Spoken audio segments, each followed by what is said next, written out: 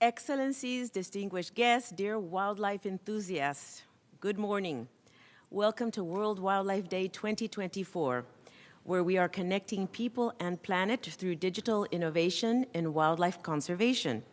I am Ivani Guerrero. I am the CITES Secretary General, or otherwise known, CITES is so much easier, the Convention on International Trade in Endangered Species of Wild Fauna and Flora. Just so you know, this event has simultaneous translation, interpretation in English, French, and Spanish, so you can put your hearing pieces on.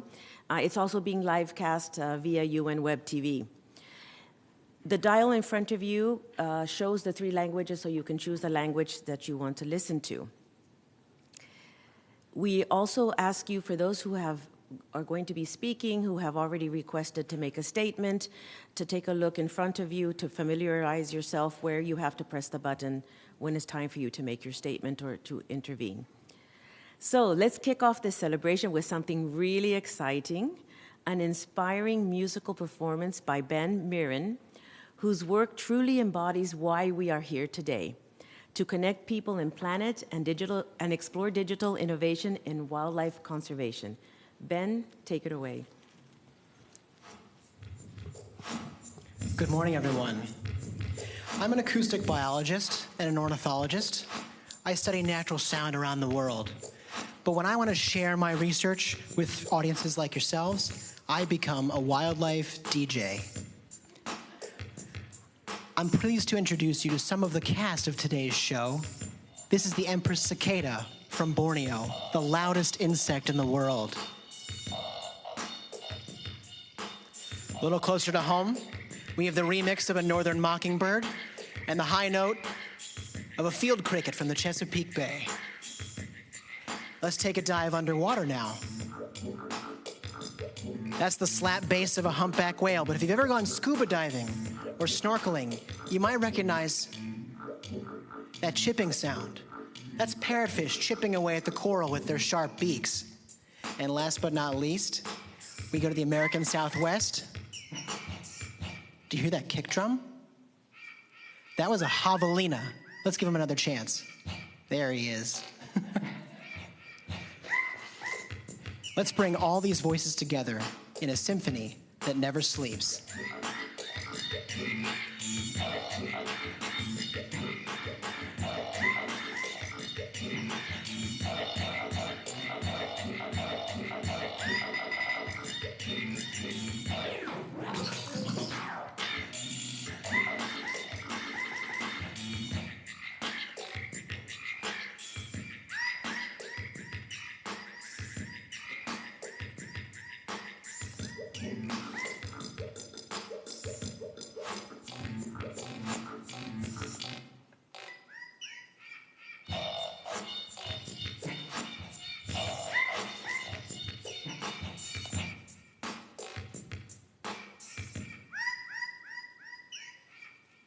Thank you.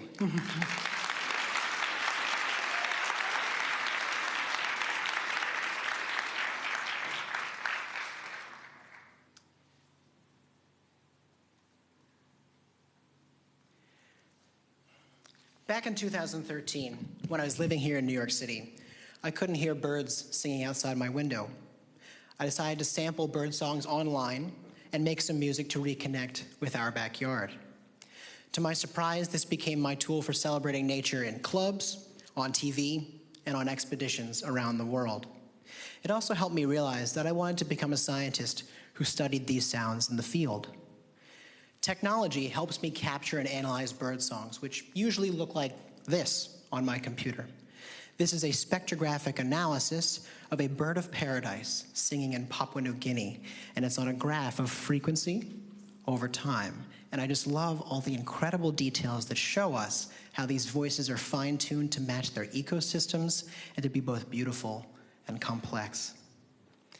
Sound recording can help us measure ecosystem health, protect whole habitats if we hear something rare, and sometimes we even hear sounds that are new to science or sounds that take us home or back in time. Sounds also tell stories if we listen. In this recording, bowhead whales cry out in the depths of the Arctic Ocean as seismic air guns emit deafening explosions to scan the seafloor for oil and gas.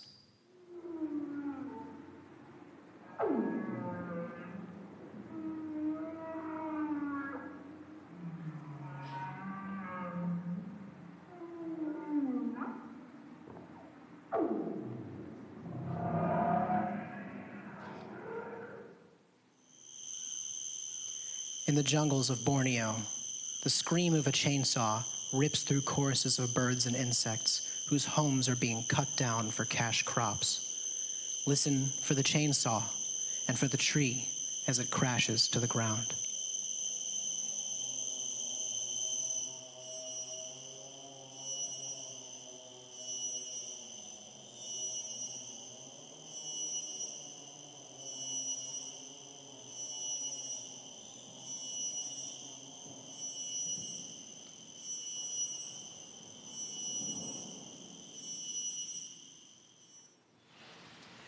And on the island of Java, we hear a silent forest.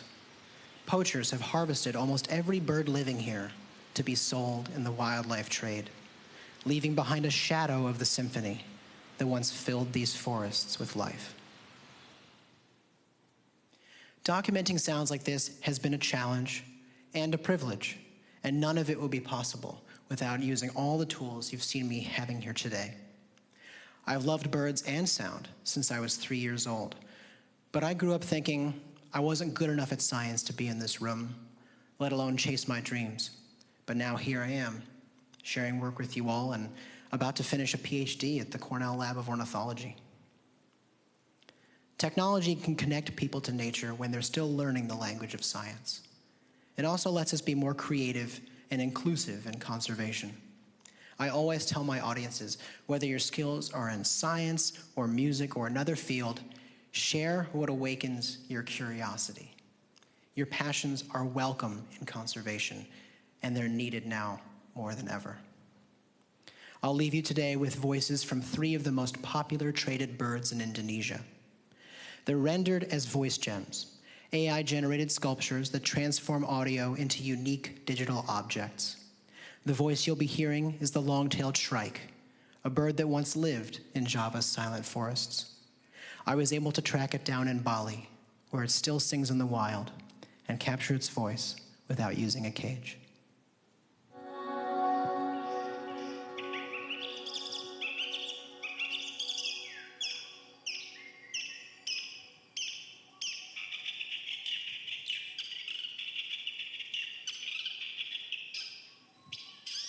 Let's use all the tools at our disposal today and beyond to save what we have in nature before it disappears.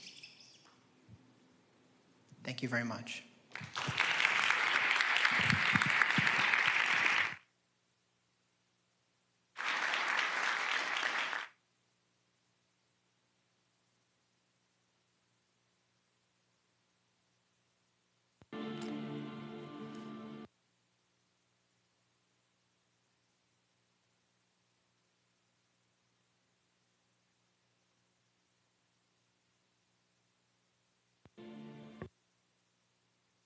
Innovation in digital technologies is helping us communicate, share ideas, and conserve our planet's wild animals and plants. This year, for the United Nations World Wildlife Day, we explore our evolving connection with our planet's extraordinary biodiversity.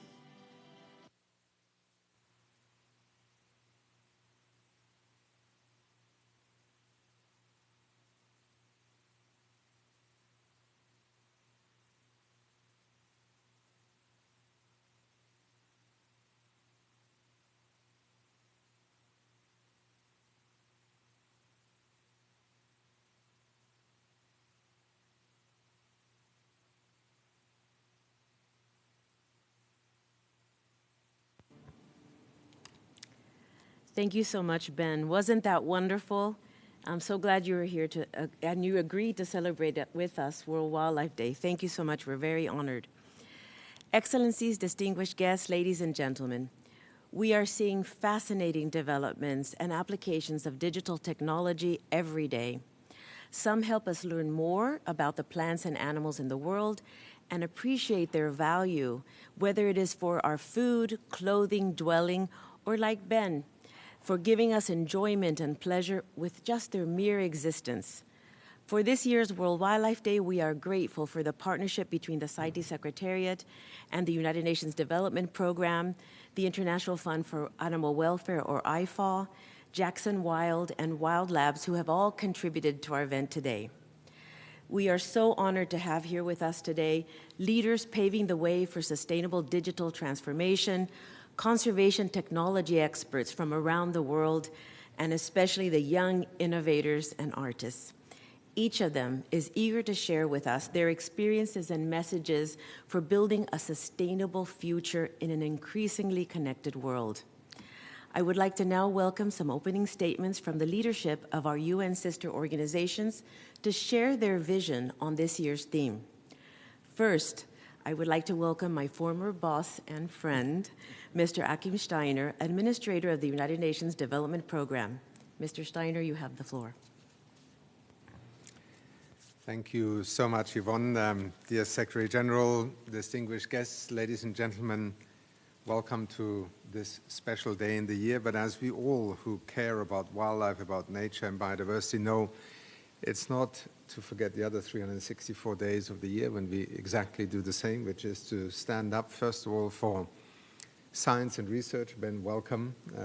I know amongst us we also have a number of students here this morning, because understanding nature, appreciating nature, go hand in hand with both studying it and respecting it. So I think it is very much a moment in which we celebrate not just those who are on the front lines of defending biodiversity, of protecting wildlife, but also the ever-growing alliances that have enabled us to, first of all, alert the world to something. And I was struck when I was listening to you and what you were saying at the end. If you go back to Rachel Carson and Silent Spring, you can probably close a full circle, isn't it, to where we have come to in terms of what you were speaking about just now. I'm delighted to join Yvonne and our colleagues in CITES and basically everybody around the world who takes World Wildlife Day as an opportunity to amplify, as I'd like to put it, what we do on the other 364 days of the year. And we gather here today not only to celebrate wildlife and those who help to ensure its conservation and sustainable management, but also to catalyze, to bring into action more effective responses to combat growing threats. And as you all know, there are plenty, from environmental degradation, climate change, human-wildlife conflict, poaching, and the illegal trade in wildlife, just to mention a few. But remarkable new efforts are being facilitated, and this morning we will hear a lot of practical examples from the front lines, and we began indeed the morning with that, through a wide range of new innovative digital tools and solutions. As such, this year's focus on the power of digital innovation to advance wildlife conservation is not only timely, but it's actually both strategic and very promising. With key partners like CITES, UNDP, the United Nations Development Program, is supporting countries and communities to leverage the immense power of digital technologies to protect and revive and restore our natural world, while ensuring that communities can benefit from new technologies. It may seem odd at times, but sometimes precisely the availability of digital technology can be the bridge between a community and a government and nature trying to find and define new relationships. For instance, consider Indonesia, where UNDP has supported a cyber patrol team that monitors the protected wildlife area in social media and on online marketplaces. Or the islands of the Caribbean region, where UNDP's support for BESnet, a digital platform, has helped to store thousands of photos of animal species on plants recorded by citizen scientists, helping to monitor useful pollinators and harmful pests while identifying new species also across the region.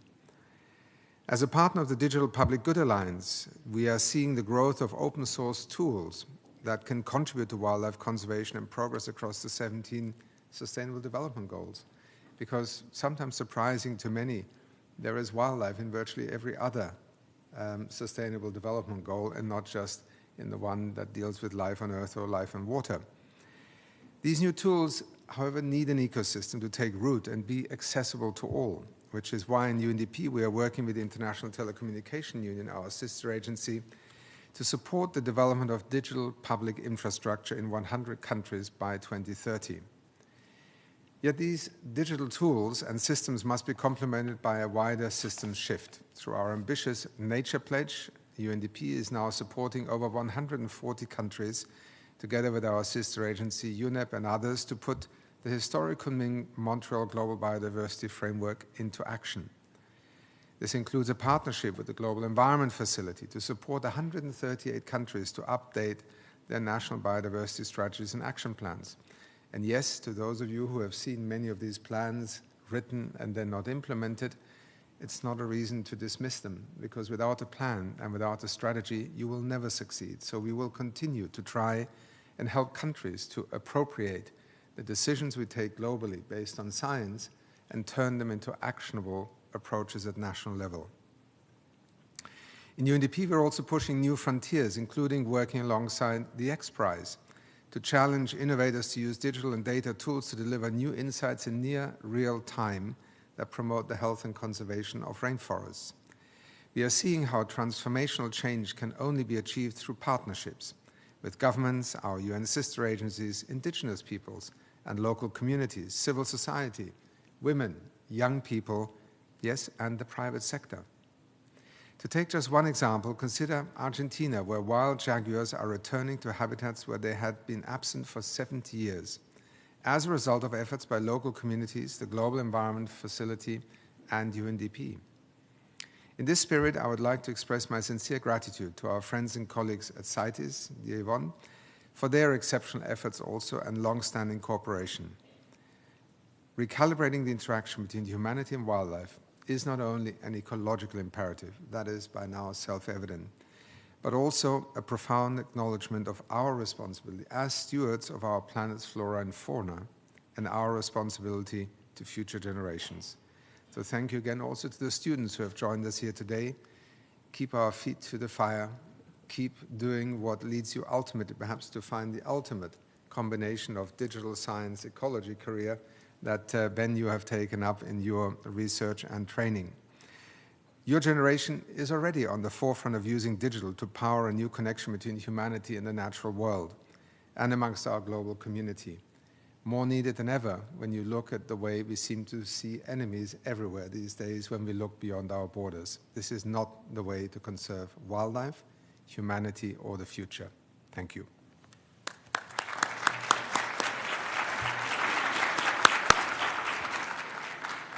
Thank you, Akim, for taking the time for your incredibly busy schedule to be with us here today, and for those thoughtful and informative messages, particularly some key issues such as partnerships, the Kunming-Montreal Global Biodiversity Framework, which we're all trying to work together to ensure that we achieve the objectives of this framework. And then, of course, speaking about local communities and indigenous people who are at the forefront to make sure that we conserve our wildlife for future generations. Thank you so much. Now we would like to have a video statement from Ms. Doreen Bogdan-Martin, the Secretary General of the International Telecommunication Union. This World Wildlife Day is all about the power of digital innovation to forge a stronger connection between people and planet, especially when it comes to wildlife conservation. Although we face an uphill battle of biodiversity loss, a staggering 69% decline in wildlife populations over 5 decades, digital gives us so many reasons for hope. Last year's SDG digital event, led by ITU and UNDP, showcased real-life examples of how technology can transform life on land and below water, improve economies, and protect our ecosystems. Recent advances in Earth observation, AI, and connectivity are contributing to actionable biodiversity insights, from ecosystem conversion to monitoring the state of species threat level, population size, and habitat changes in near real time. In Malaysia, the Connected Mangroves Project is combining cloud, AI, and mobile broadband to help communities protect mangrove forests while offering unprecedented insights into health of these vital ecosystems, improving their ability to sustain life and nurture biodiversity. In 35 countries, from Peru to Poland, Rainforest Connection is using IoT sensors, acoustic technology, and AI modeling for real-time detection of illegal logging and poaching. Another digital tool called Mosaics transforms satellite imagery from almost anywhere on Earth into data that can be used to predict a wide range of outcomes, including habitat loss in a matter of minutes when using a standard laptop.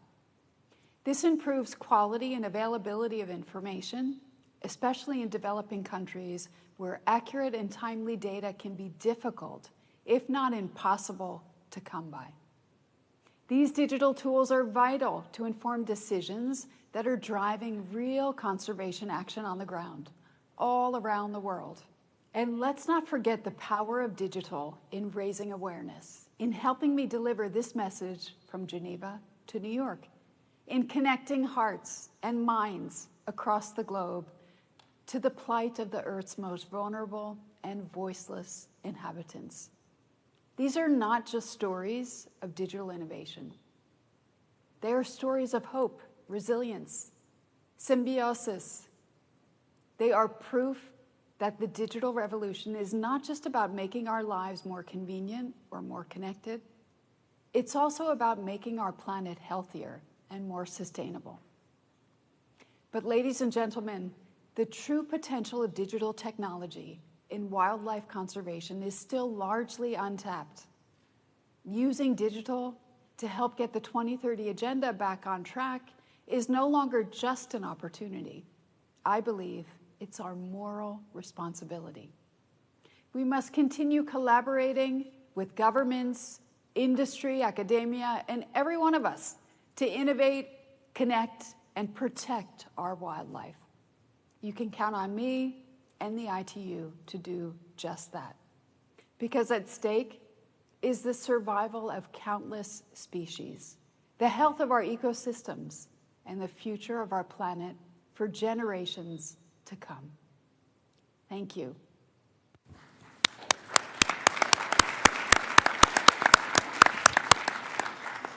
Our warm thanks to Ms. Bogdan-Martin for her motivating words and also practical message about the tools that already exist to be able to use digital technology for conservation all over the world, but also to let us know that we still have a lot of work to do, and hopefully these types of events will help us come together and discover even more digital tools to help for wildlife conservation. Now I would like to introduce a video statement by Mr. Amandeep Singh Gill, the UN Secretary General's Envoy on Technology. Excellencies, ladies and gentlemen, I'm delighted to address the UN World Wildlife Day 2024 on the theme of connecting people and planet, exploring digital innovation in wildlife conservation. This is an important year for technology governance. At the Summit of the Future in September, a global digital compact is proposed for adoption by leaders. A key theme in the consultations on the compact is how to accelerate the achievement of the Sustainable Development Goals. Priority areas such as agriculture, food security, health, education, and the green transition could do with a digital boost. These areas include, of course, SDG 15, life on land, so we can preserve and sustainably use terrestrial ecosystems into the future. Let's recall that one of the 5 key outcomes of the summit is on future generations. We face a triple planetary crisis: climate change, environmental degradation, and massive loss of biodiversity. Preserving and protecting biodiversity is essential for humanity's future. Agriculture and food systems, health, the prevention of zoonotic diseases, valuable and yet undiscovered resources for science, all are critically dependent on wildlife protection. Technological innovation has made research, communication, tracking, DNA analysis, and many other aspects of wildlife conservation easier, more efficient, and accurate. Yet, more needs to be done. Reversing a situation of insufficient investments, addressing uneven access to these new tools, avoiding unsustainable applications of certain technologies, all remain critical issues for success. Partnerships across governments, international organizations, private sector, academia, and civil society will also be essential to harness technology for wildlife and biodiversity protection. Remote area connectivity, availability of low-cost sensors, leveraging of artificial intelligence, and development of cross-domain talent and digital literacy would be crucial. Here I want to share a story from Kerala, India, on leveraging AI for wildlife preservation. Often elephants, whose natural habitats is under pressure, are forced to come out and this causes damage to farms and human habitation. And children often are the first responders. They go out, watch out for elephants, and beat drums or find other ways to deter the harm that elephants could cause.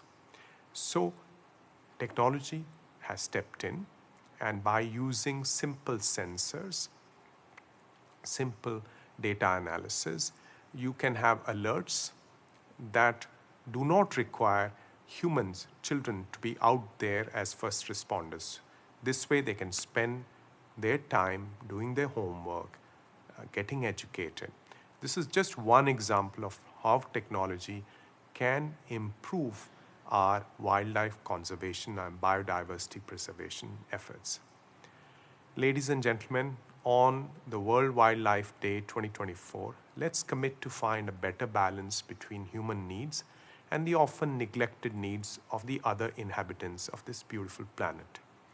Let's commit to leverage innovation and digital conservation technologies and services responsibly to promote wildlife conservation, sustainable and legal wildlife trade, and human-wildlife coexistence now and into future generations. Thank you very much.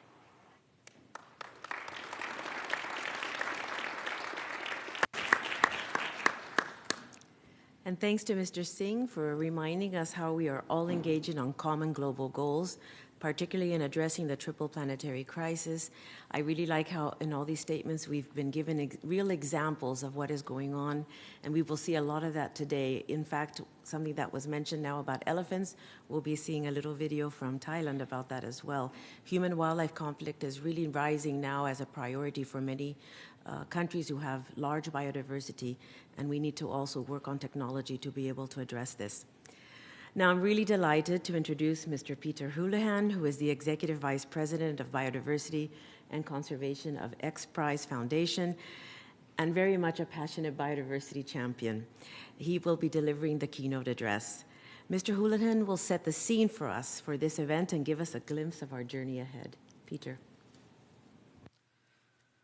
Thank you, Secretary General and UNDP Administrator. Excellencies, distinguished guests, colleagues, and friends. It's an honor to be here with you today in celebration of World Wildlife Day. I want to thank the UN and CITES for creating this moment to highlight the importance of wildlife globally. Today, we do live in a world of multiple planetary crises, one of them being biodiversity loss. As humanity continues to propel through this sixth mass extinction, the future of the world's wildlife is inextricably linked to the future of our own species. In light of this stark reality for life on Earth, at the UN Convention on Biological Diversity just over a year ago at COP15, the Global Biodiversity Framework was adopted, charting a course for what must be accomplished by the end of this decade. And it is indeed a must. These are not goals that we can afford to miss. We do not have another choice or another option or even another hospitable planet to live on. This is our natural habitat too, and we must protect it. So the greatest challenge that we all now face is time. There is precious little of it, and yet I have hope. That hope doesn't mean we can be complacent, but it means that we must work harder than ever, and most of all, together. Connecting conservation and technology and people and planet requires collaboration. Surely we need to innovate, and that does not only mean technology, it means new ways forward of partnership and collaboration. At the heart of it, what gives me hope is the community of problem solvers committed to doing this.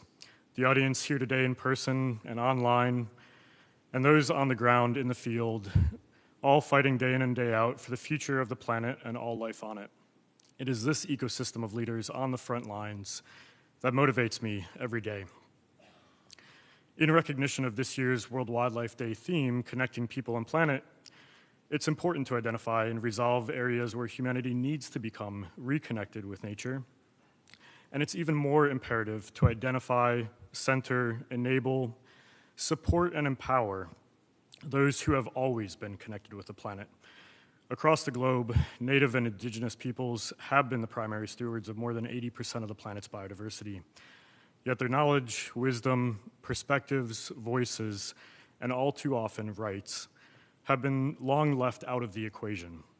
As we move forward from ambition to action, and countries develop these strategic biodiversity action plans, correcting this connection between people and planet is the only way forward. So building off of this necessary foundation of just collaboration and partnership, from co-creation through implementation, we can chart a new course for wildlife conservation. Through exploring the immense promise and potential of digital innovation, the latter part of this year's theme, this also provides me with hope.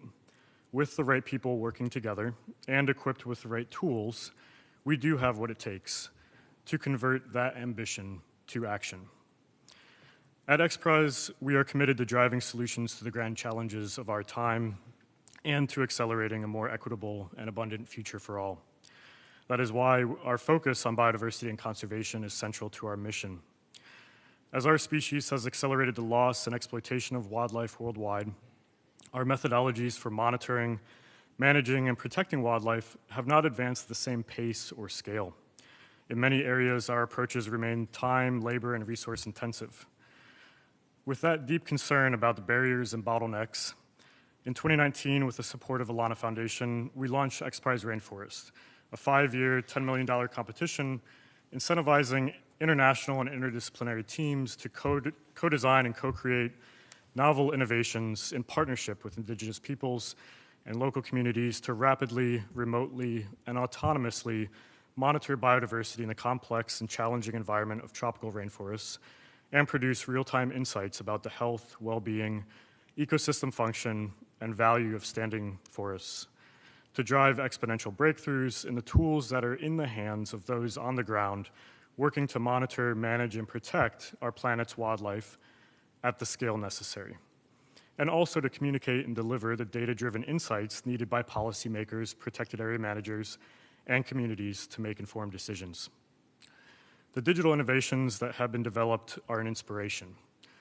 XPRIZE Rainforest recruited 300 teams from 70 countries, innovating drones and robotics affixed with sensors to remotely document wildlife, integrating image collection, bioacoustics, LiDAR, multispectral and thermal imaging, environmental DNA, and satellite imagery, combined with artificial intelligence and machine learning.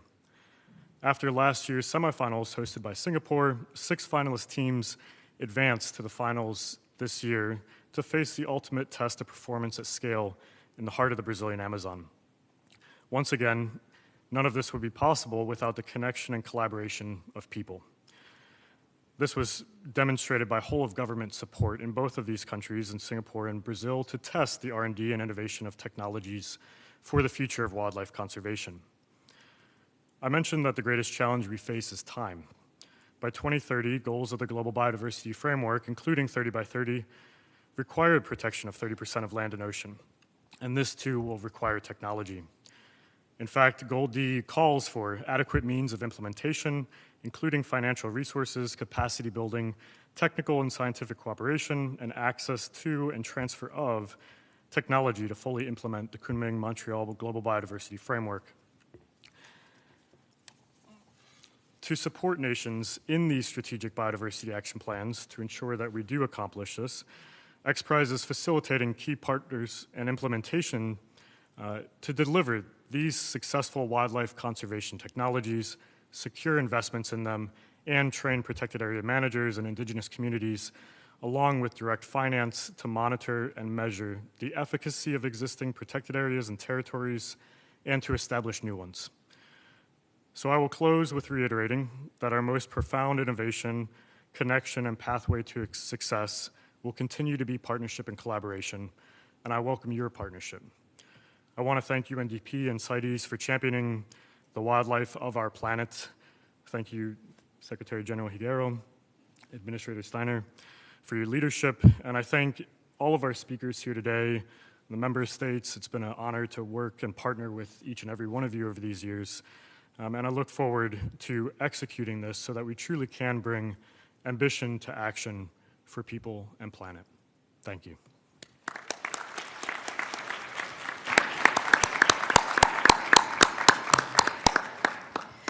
Thank you, Mr. Houlihan, dear Peter, for sharing your experiences with us, the work that you're doing, your inspirational work that you're doing, and especially to engage all stakeholders in wildlife conservation. And more than anything, the message of hope. That's the only thing that can get us out of bed every morning to do the work that we're doing. So we need to remain hopeful for the future, especially for the young people who are here with us today. Now let's take a look for ourselves at the XPRIZE Rainforest competition. This $10 million competition challenges innovators to use novel technologies to expedite the monitoring of tropical biodiversity.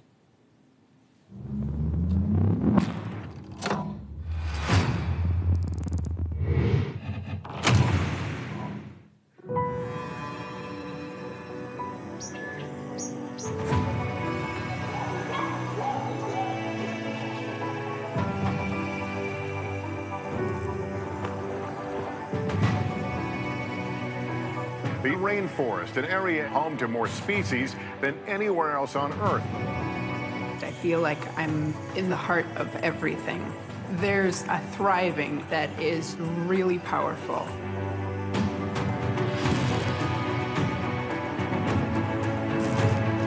An area that cleans our air, purifies our water, and holds many of the important solutions to tomorrow's problems. This rainforest is instrumental to the survival of the entire human race.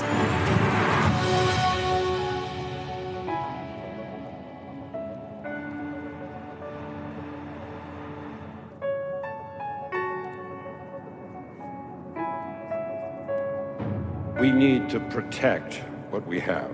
The future of humanity is at stake.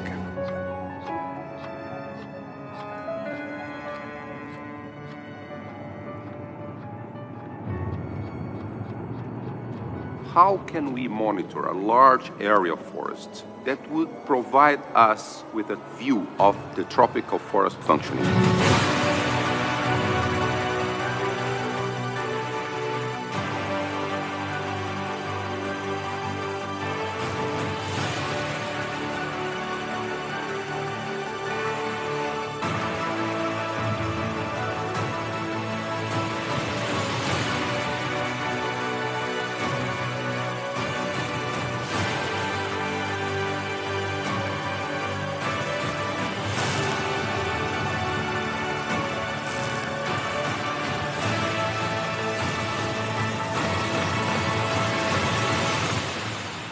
We need nature.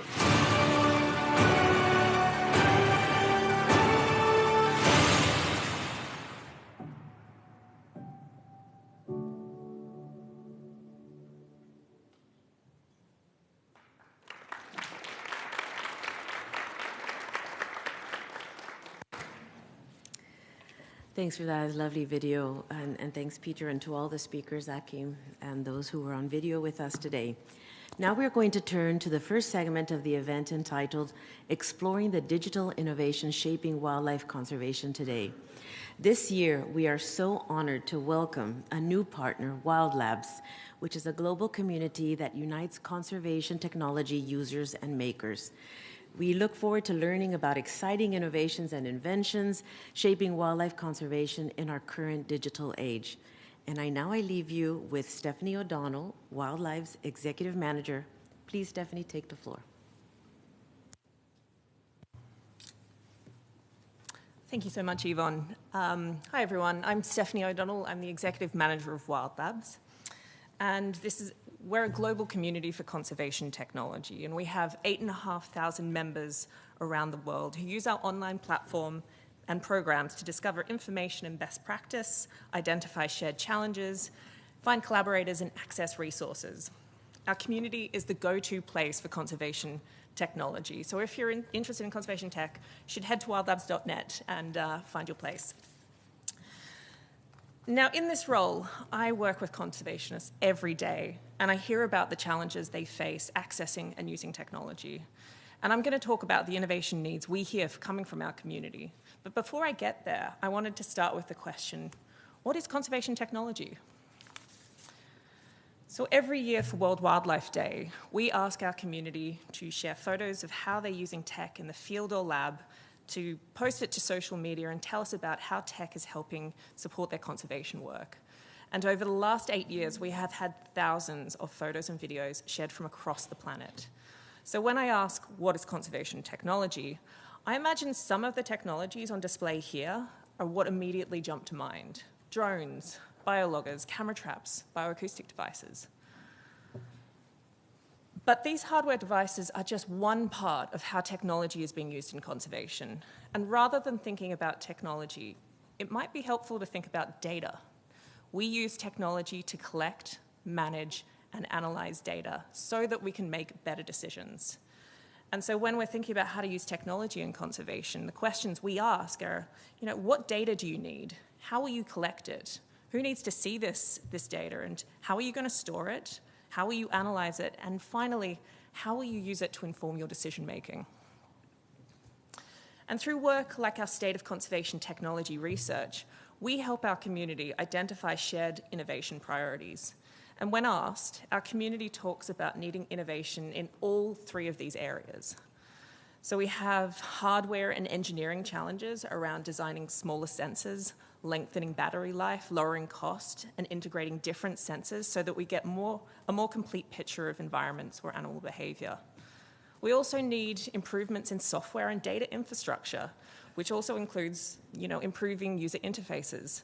And the ultimate goal is to make it easier to get data from the field, from the sensors, to where it needs to go, and to also ensure that the people who are working in different areas and with different technical skill sets are better able to access and work with data. And finally, we also need and are seeing innovations around traditional quantitative ecology, like statistical analyses, and the growing applications of AI in conservation. And Sarah Beery, to my right here, is going to be talking about AI in conservation in just a second. But when we have these conversations with our members about how they need technology to improve, while they talk about these sort of specific technical challenges, like, I need longer battery life or a smaller sensor, what we find is actually they very quickly jump to talking about these big picture systemic challenges facing our sectors as a whole. Like, the technical challenges are important, but actually where we see the most interest is these big challenges. And they ask questions like, how do we work together to attempt ambitious goals like the large-scale tracking of many animals? How do we build accessible, user-friendly, interoperable tools? How do we build local technical knowledge? And what standards do we need? And how do we achieve global data sharing and archiving? These are big challenges, and they're beyond the scope of a single project or a single organization. And this is truly where we need the investment and the innovation to move our field forward. And so when we think about innovation, I think we think about things that are new, are better, cutting edge, and of activities like hackathons or grand challenges. But if you can take one thing away from my talk today, it's this. These specific technology innovations are just one part of what we need to unlock the full potential of technology to address the challenges facing our planet. Innovators are just one part of a complex system. And this is how I envisage our community. We have our adopters, who are the conservationists working directly on conservation challenges. They need access to better tools and training. The innovators respond to challenges adopters are facing and come up with new tech innovations that answer them. But critically, we need the people and organizations working in the scaling and usability space to take these innovations and transform them into accessible and maintained tool that adopters can trust and they can easily use. And finally, we need all of these enabling partners who are critical for ensuring the resources are available and directed to all parts of the system. And this is what it looks like in practice. And I'll note it's not exhaustive. These are just some of the partners we're working with. And with Wildlabs, our goal is to help all parts of this system to be able to find each other, to be able to talk the same language, and effectively collaborate at a global level and at a local level. And this map is one of my greatest sources of optimism as well, and I think it matches what Peter was talking about. We are welcoming so many new people and partners from other sectors into this space. And this would have been a vastly more empty diagram just a few years ago. And so while all you can see here are logos, behind each one of them are real people, engineers, biologists, designers, communicators, developers, people coming from a huge array of backgrounds. And through technology, each person has found an important role to play in conservation. We cannot meet the challenges ahead of us alone. We must work with other sectors, and technology is a powerful pathway to build bridges to do this. And so it is my pleasure to introduce you to some of these people in our community and share their work showcased in what they've entered into the World Wildlife Day Tech for Wildlife Photo Challenge. Please enjoy.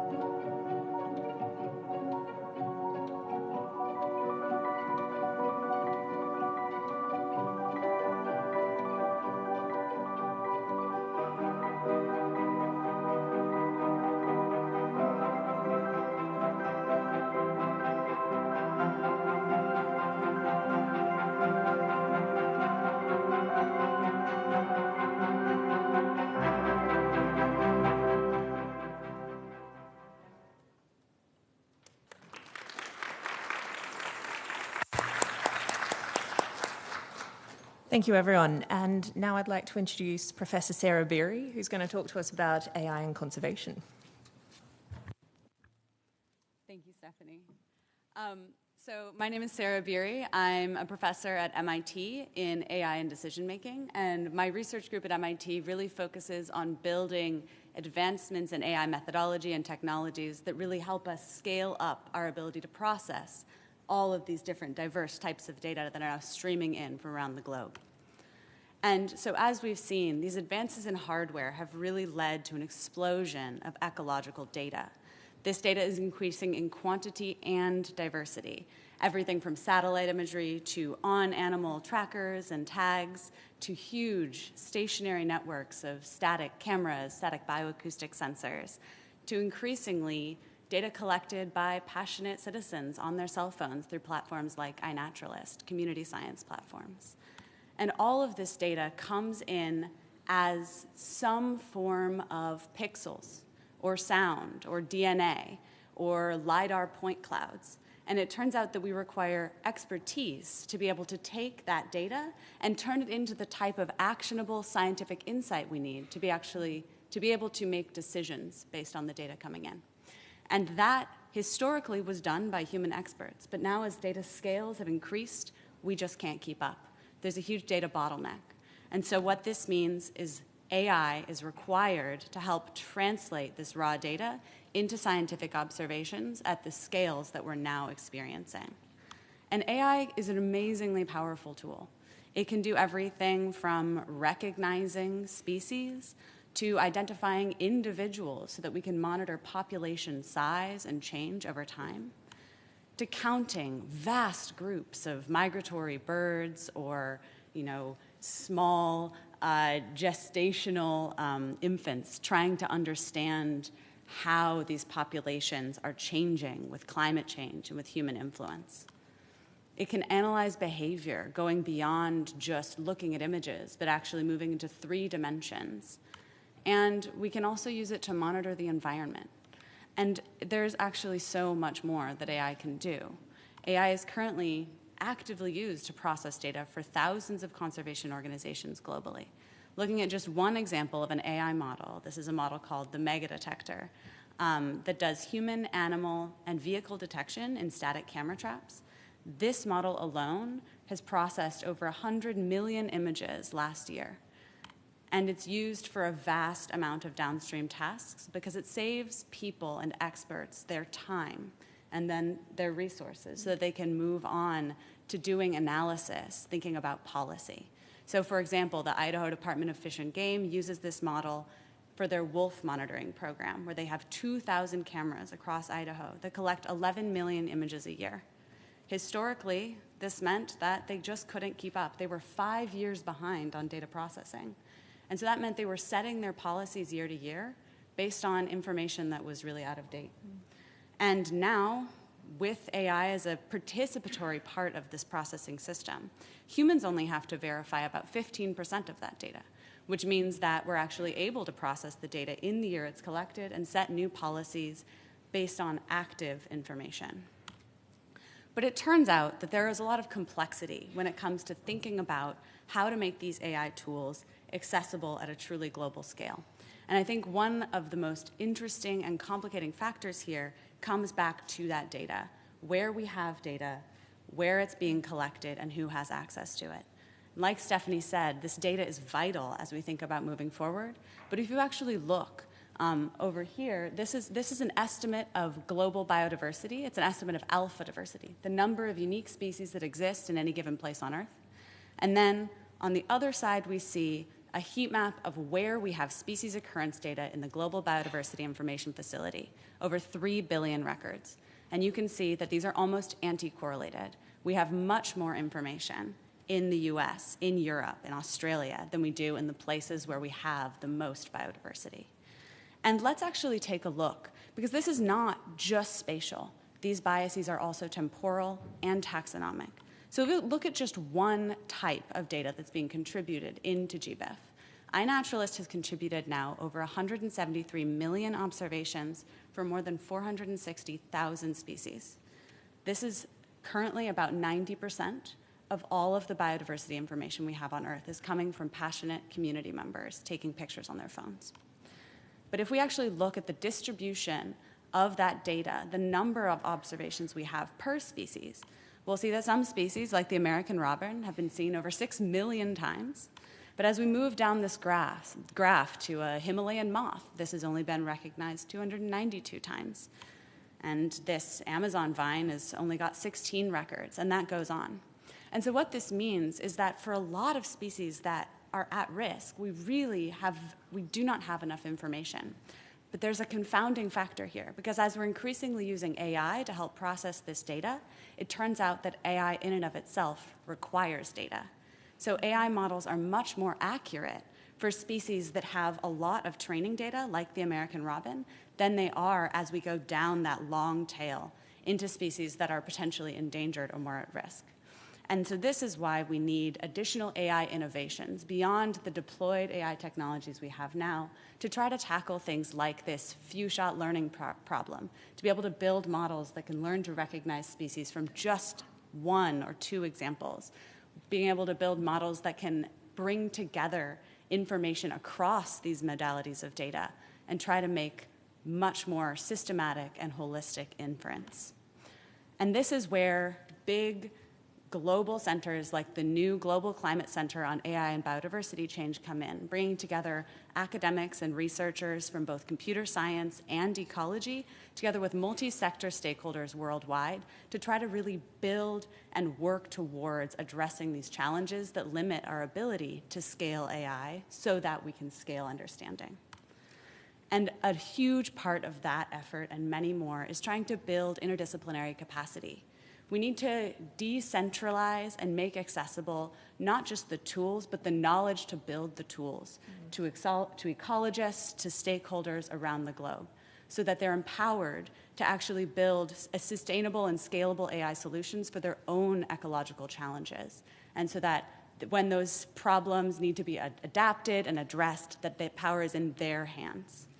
And so none of this, I believe, is possible without fundamental interdisciplinary communication and collaboration, both within the research community, but also within all of you. And I would again encourage you to join the Wild Labs community, where I think we'll find every single person in this room has something to bring to this big fight to try to protect what we have. Thank you.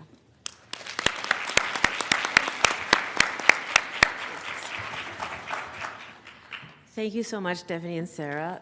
There are so many messages there that it's impossible to summarize everything, but I think understanding the complexity of the system and how the only way to advance is to be able to understand that complexity and bring others into that system. But similar to what you said, it's all over the world. It's those who have large amounts of biodiversity need to become much more involved. I think what you said about data is really interesting, because when we go to international negotiations, for example, many countries will say, well, it's very hard for us to do much because we don't have enough data. And I think that you're showing that the lack of equality, I suppose, across the board in terms of how much data is collected, but incredible about what AI now can do to help us in a good way. AI can be used in a good way to be able to help us to analyze all of that. So I think we will see a little bit also when you say how to be able to make it work for the place that you're working in, or for the locations and the types of species. We're going to hear a little bit more about that in the panel that's coming up in a second. So thank you so much, and a beautiful video as well. Thank you. So before we move on to the next segment, I'd like to take you on a short journey to Zambia. We would like to introduce to you digital innovations that are changing the work of the rangers, those really who are on the front line and we admire so much for the work that they do. We have a CITES flagship program that is called Monitoring the Illegal Killing of Elephants, or MIKE, and we're going to show you a little bit about what we're doing with the rangers there. Hi, my name is Peter Longwe, and I am Monitoring and Evaluation Officer at Conservation Lower Zambezi. I work in the operations room that is here in the Lower Zambezi National Park in conjunction with the Department of National Parks and Wildlife here in Zambia. And with support that we receive from programs such as the MIKE program, we're able to improve our operations through technology and different aspects. I can give an example of our digital radio system that we have right now. A few years in the past, where we were using analog radios that anyone could just tune in and be able to listen in on what we're saying. But for operation security, now we have digital radio channels that allow us to be secure and able to run our operations better. Scouts in the past would just go out in the field with radios and GPS, but now, even if they're going in areas that are remote, we're able to communicate with support and with technology such as the image devices that we use that are able to allow us to send messages to the scouts that are even in those remote areas. And with the coming in of Starlink, we're able to monitor these patrols 24 hours a day, every single day of the week. That allows us to offer support to the boots on the ground. It allows us to be able to respond in good time in case there's any emergency that the scouts are facing. In addition to that, scouts have been equipped with night vision equipment that allows them to do all their operations in the night and be able to act upon them in the morning. Through the support that we've been receiving from the MIC programs, we've been able to bridge all the technology gaps that we've experienced in the future, and it's such technologies that has been invested so much into the wildlife sector that have allowed us to bridge the gaps that's there in technology, to allow us to sustain our environment and to allow us to protect our wildlife.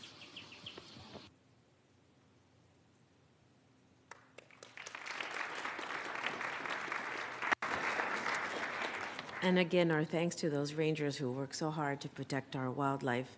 And thanks, of course, to the donors like the European Union who support the MIC program.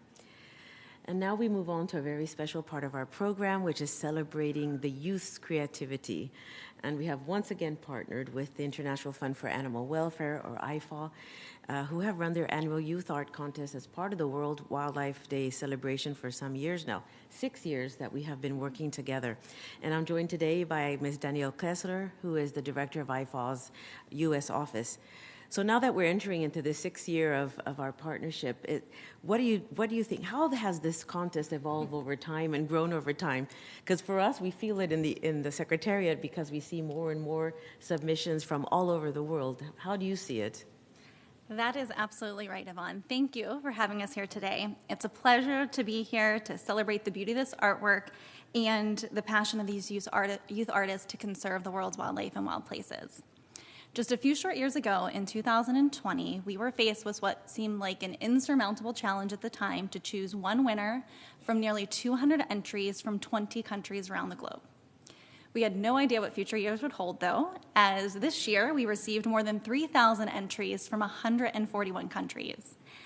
And the inspiring thing is that each piece of artwork represents a committed and skilled young person who is using their talent to ignite and inspire others. We're fortunate today to be joined by another inspiring artist, Kara Lindsay. Kara is an American stage actress and singer, best known for her Broadway roles as Catherine Plummer in Newsies and Glinda in Wicked. She's also the mother of a young son and a champion of ensuring that children have opportunities for education and creative expression. While you enjoy the images of our finalists and the artwork in this next video, Kara will perform an original song, Change the Tide, written by Craig Wilson, Jason Lane, and Elise Harper, which was inspired by the Avery and Massa book series about two friends overcoming all odds to protect each other and our planet. Please welcome, straight from Broadway, Kara Lindsay.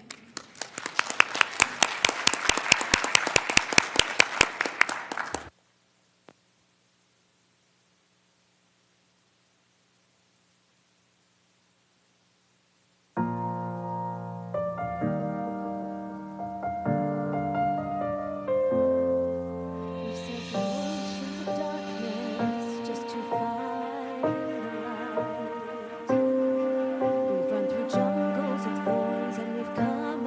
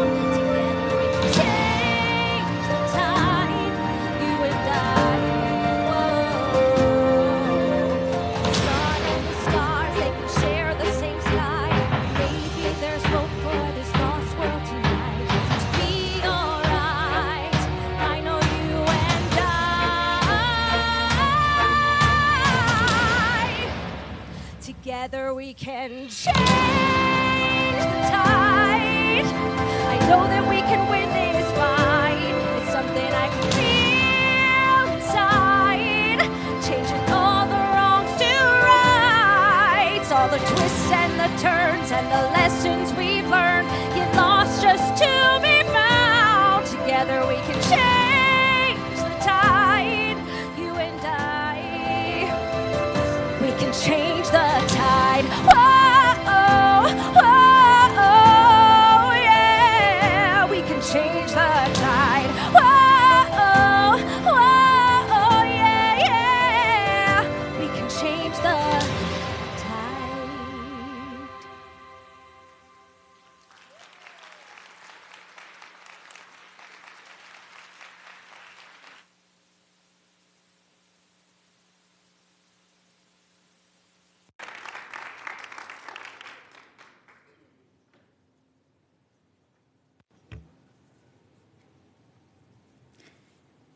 Thank you, Kara, for that beautiful performance. Together, I think we can change the tide for the future of the world's biodiversity. And congratulations to all of the 2024 Youth Art Contest finalists. Now, I will turn it over to IFAW CEO Azadine Downs, who sadly was unable to be here in person with us today to announce the Youth Art Contest winners. Thank you so much, Ms. Lindsay, for being part of today's celebration and for sharing your glorious voice with us. The arts are meant to both unite and inspire. And that, my friends, is the simple goal of the International Art Contest: to unite and to inspire the next generation to forge an even greater connection to the natural world. World Wildlife Day 2024 marks the 6th year of this great partnerships, for which we thank the CITES Secretariat and for our colleagues at UNDP. This year's theme, Connecting People and Planet, Exploring Digital Innovation and Wildlife Conservation, is especially important. Artists were asked to depict species that benefit from technology applications, such as camera traps, tracking collars, and smartphone apps. The diversity and complexity of the entries received a treatment to the profound impact that technology has on biodiversity conservation. As more of our human personal connections move into the digital space, online chats, calls, social media, virtual reality, finding ways to generate real emotional connections with nature becomes even more important. Perhaps one of our artists, through their own artwork, will bring more people into the conservation realm. That's the goal, and inspire innovative ways to protect wildlife. I'm delighted to report that each year, the reach of that art contest has grown. Over 3,000 entries were received this year, from Ukraine to Kazakhstan, from India to Africa, and from Australia to Thailand, and from virtually every corner of Europe and North America. In all, artwork came in from over 140 countries. And though it was a daunting task, it is indeed my pleasure to announce that the winner of this year's International Youth Art Contest for traditional mediums is 4-year-old Isaac Galvin Lam of Hong Kong, SAR, People's Republic of China, with his amazing depiction of a den of snakes. Congratulations, Isaac. Let's hear from him now. My name is Isaac Lam, and I'm 4.5 years old. I live at China, Hong Kong. Whoa. Whoa. So fast. And I go to nursery school. Good morning. I started going when I was 3 years old. Oh, yeah.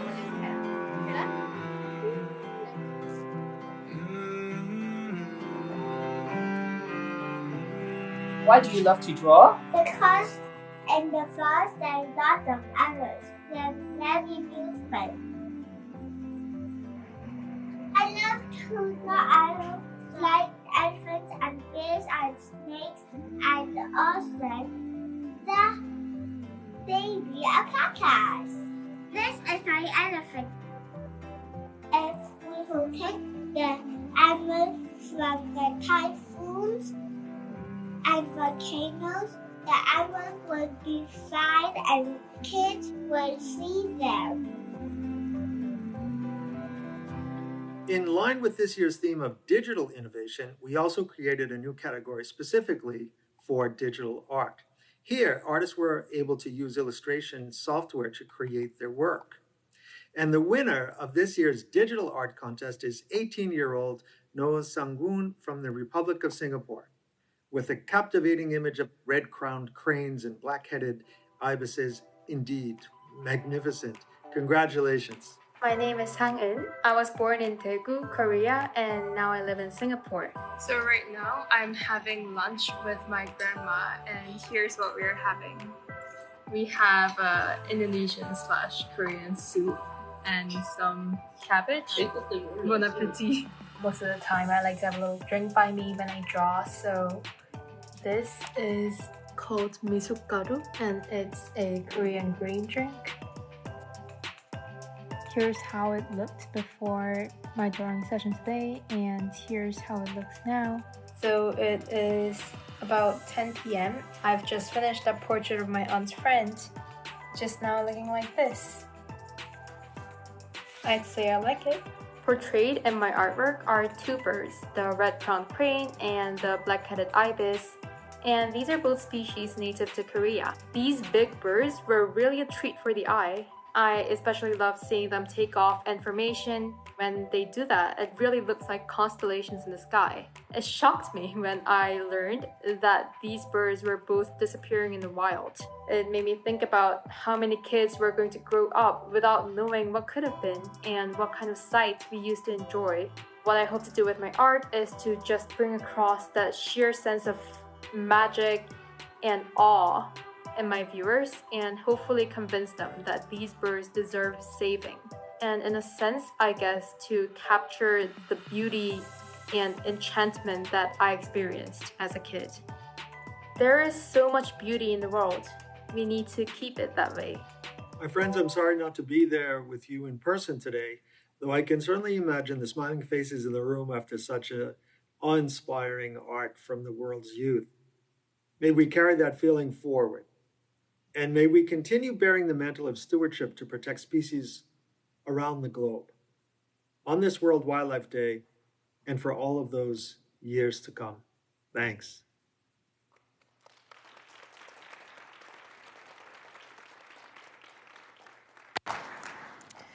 Thank you so much, Azadine. Very sorry that he could not be with us here today. Danielle and all our IFAW colleagues. My colleagues at the Secretariat who also take their time to take a look at all of these pictures, and with so many these days, it's really a daunting task.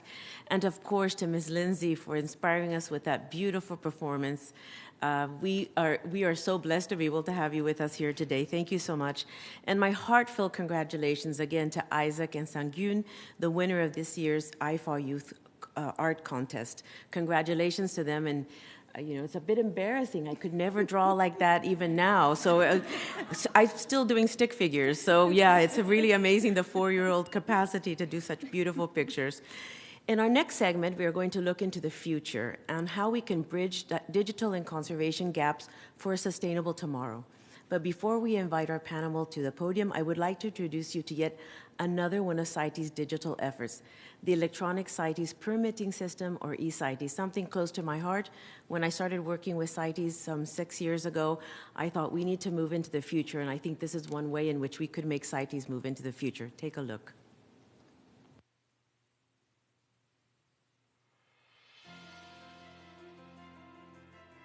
The Convention on International Trade in Endangered Species of Wild Fauna and Flora, or CITES, regulates the trade in approximately 40,000 animal and plant species, their derivatives and products made from these species. The objective of the Electronic CITES Permitting System, or eCITES, is to improve the implementation of the Convention by using modern information and communication technologies to streamline compliant trade processes and to combat illegal trade. eCITES offers the authorities and wildlife traders an online, user-friendly automated permit system which can process applications and issue CITES permits, authenticate CITES permits, report and exchange CITES permits information with other parties. Using the eCITES system has many advantages: simplifies and automates trade processes, increases transparency, provides legal acquisition, non-detriment and traceability information, prevents the use of fake or forged permits, allows for quick and easy exchange of information, allows for electronic risk management for targeted inspections based on the trade and transaction information, connects to the National Electronic Single Window, automatically generates statistics, for example, in annual reports for CITES. Digitalization of the permitting process through eCities does not mean only moving from a paper-based system to a paperless system. It will also help parties reform and improve operating procedures for permit applications, issuance and control, identify redundant information which can be removed, for example, duplicate documents, speed up procedures which help save time and reduce costs.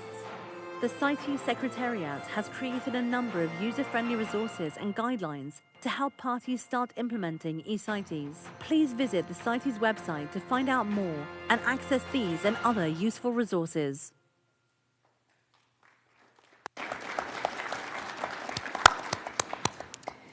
So as we continue to see technologies develop, we also need to make sure they truly meet the needs of people who use them in different parts of the world, and this was alluded to by both Stephanie and Sarah. They have to be adaptable to their unique contexts and conditions. Now, to shed light on this global challenge, I am delighted to have 4 experts here with me who are pioneers and founders in their respective areas of work to share their visions with us.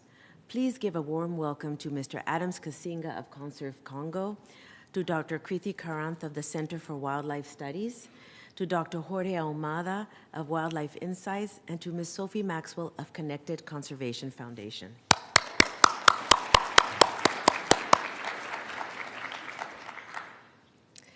I'd like to start with you, Ms. Kasinga. We are really grateful that you could join us here today, and really thank you for traveling all the way from Kinshasa to be with us here in New York City. You have a very interesting background because you started out as a journalist and then you founded Conserve Congo, where I think you really wanted to fulfill your passion to protect Congolese biodiversity. Will you please describe for us the role digital technology, digital innovation plays in your work and the challenges you're experiencing in using them in the African context? Thank you very much, Secretary General. It's such a pleasure for me to be here. In fact, it's not just a pleasure, it is an honor. And indeed, digital innovation is instrumental in our work as Conserve Congo, especially aiding us in combating illegal wildlife trafficking and promoting conservation efforts. For instance, through a recent operation, 6 investigators spanning 6 countries utilized a simple WhatsApp application to coordinate efforts remotely, and this resulted in a successful rescue of about 150 birds and the apprehension of a notorious wildlife criminal. However, this success is juxtaposed against the sobering reality that the same technology facilitating our conservation efforts can and is also being exploited by wildlife criminals. This dichotomy is particularly poignant for us as we hail from a country abundant in strategic minerals, yet plagued by technological limitations, such as internet connectivity. In the Democratic Republic of the Congo, where much of the world's vital minerals originate, we witness firsthand the devastating consequences of this paradox.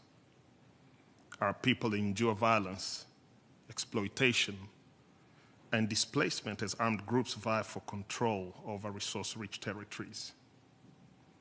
Moreover, the environmental toll of mining activities is staggering, with deforestation, pollution, and habitat destruction ravaging our pristine ecosystems on a daily basis. We are acutely aware of the urgent need to address this disparity. Technology alone is not a panacea. Rather, it must be accompanied by equitable access, responsible governance, and sustainable development strategies. We strive to transform the narrative of our country from one of conflict and exploitation to one of innovation and resilience. Through initiatives aimed at promoting technological literacy, fostering sustainable mining practices, and advocating for equitable resource distribution, we endeavor to create a world where both people and nature thrive in harmony. Our journey exemplifies the potential of digital innovation to drive positive change. And it also underscores the imperative to address systemic inequalities and environmental injustices by harnessing the power of technology for positive transformation and advocating for more just and sustainable future. We can pave way for a world where our natural heritage is preserved, our communities empowered, and our planet protected for generations to come.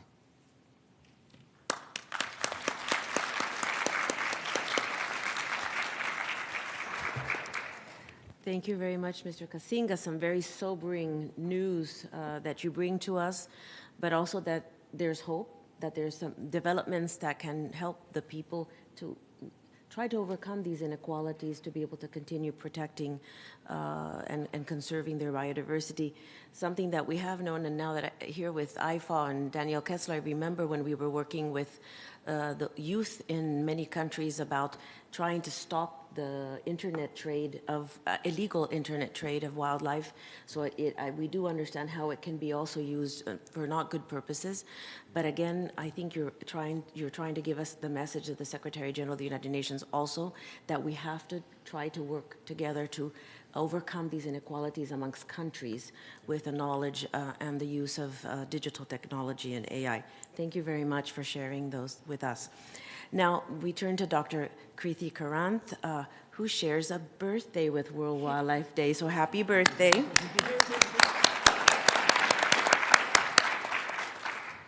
And that was the best gift I ever got. Okay, well, I'm glad. Happy birthday. And thank you for joining us on this wonderful occasion. I'm glad that we were able to give you this present, but you actually honor us here, all of you here with your presence today. Now, you already had a long and successful career in conservation before you moved to the Center for Wildlife Studies in Bangalore, India's tech capital. Could you share with us what you and the center are doing to connect conservationists with technologies to improve human-wildlife coexistence, something that we've been talking about too as a priority for many countries in India and beyond? Thank you very much. So I think we're at an extraordinary moment in the world's history where you have enough technological solutions to scale. My own journey, I was setting up cameras, but when I was 15 years old, I was radio tracking tigers when I was 8 years old. So I got a really jump start in technology when I was very young.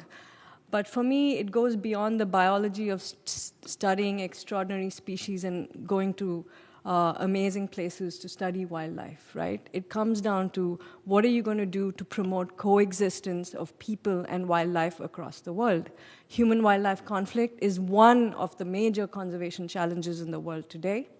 It is both the price of success of bringing back species, rewilding efforts in North America, Europe, Asia, and Africa. It's also a consequence of really squeezing species and fragmenting habitats around the world. So at the Center for Wildlife Studies, we've spent 40 years doing innovative science, conservation education, and technology to really build this coexistence amongst people and wildlife. The first program we started 8.5 years ago called Wild Save was a very simple idea. It is not high technology. You have an elephant on your farm, you have leopards on your roof, you call a toll-free number. 16 staff members who service 2,000 villages come to the conflict scene and help you file a compensation claim with the government. We as an NGO just play the bridging role. The compensation funding comes from the government. What we've enabled is the fact that every person in India today with a mobile phone can call for help. We've deployed this in over 7 parks, 2,000 villages, serving 2 million people today. So I do think technology doesn't have to be high-tech all the time. There are low-tech solutions to solving human-wildlife conflict. But that wasn't enough. There's huge conservation investments in fencing, in ditches, in railway lines, all of this to try and mitigate conflict, particularly from large animals like elephants. And what we've realized, and now partnering with Rainforest Connection, is that we need to build acoustic monitoring that trigger alerts that keep people safe. Elephants make lots of interesting noises, rumbles, chirps, and we've built an AI model recorded over 200,000 hours of elephant calls, and now it triggers an alert system to people living with a certain area so they don't step out and get injured or killed by elephants, right? So this is slightly more high-tech than what Wild Savior does. But I think in the end, it's going to take a lot of innovative partnerships. We have been blessed to partner with the US Fish and Wildlife Service, with Amazon, with a lot of tech companies, right? These are among the success stories, but to me, my question and my challenge to most people listening in today is that the tech is not going far enough. We really need to build partnerships and collaborations between the private sector, between the government, and between conservation organizations to scale this. 2,000 villages, 2 million people, we really should be bolder and more ambitious with what we want to do with technology today. And to me, that's the real frustration, because I come from a land of engineers. There are innumerable hackathons in my country and other parts of the world. I see a few prototypes being developed, but how many things actually scale to service millions of people and all the extraordinary species we share our planet with today? Thank you.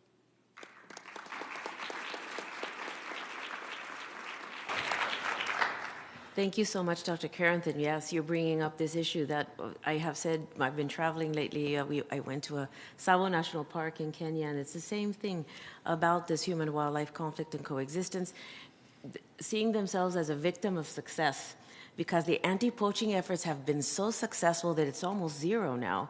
But now the populations have grown so large that for the populations living there, for the communities living there, they see it as a problem because it's destroying their crops. Sometimes they kill people, and they need these type of compensation schemes. But I think this doesn't have as much attention as the anti-poaching measures did at the time.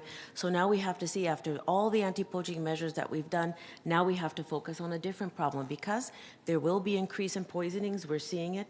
There's increase in wildlife killings because of the fact that they're intervening with the lives of the humans living around, and we have to take into account those lives of humans. And I think another important message is there may need to be some sort of redirection in what the technology is focusing on, which often has to do with consumer products, consumerism, and maybe not so much about conservation. So we need to invest more in that. So I ask that we pay a little bit more attention to in what we are investing our contributions in terms of biodiversity and conservation. Thank you so much for sharing that with us. Now we're delighted to have you with us, Dr. Omada. You have many years of experience developing models and tools for monitoring wildlife and protected areas. Could you tell us a bit about your work on maximizing the use of big data, or AI? How does that help ecosystems and support indigenous people and local communities who are working to conserve the biodiversity around them? Thank you, Secretary General, for the invitation, and happy World Wildlife Day to everybody. So let me start by answering that by saying that, first of all, we all recognize, and this has been mentioned by Peter, Stephanie, Sarah, and others, that we need data. I mean, we need reliable, current, verifiable, and I would say more importantly, local data. And this is key for the management and conservation of species at that very key scale, which is the local scale. Now, data collection is a challenge, and we have solved part of the challenge with hardware. There's a lot of hardware out there that collects good data, audio data, image data, video data. We're getting very good at eDNA, environmental DNA. But we've lacked on the software side. We lacked on the tools to be able to process all this data.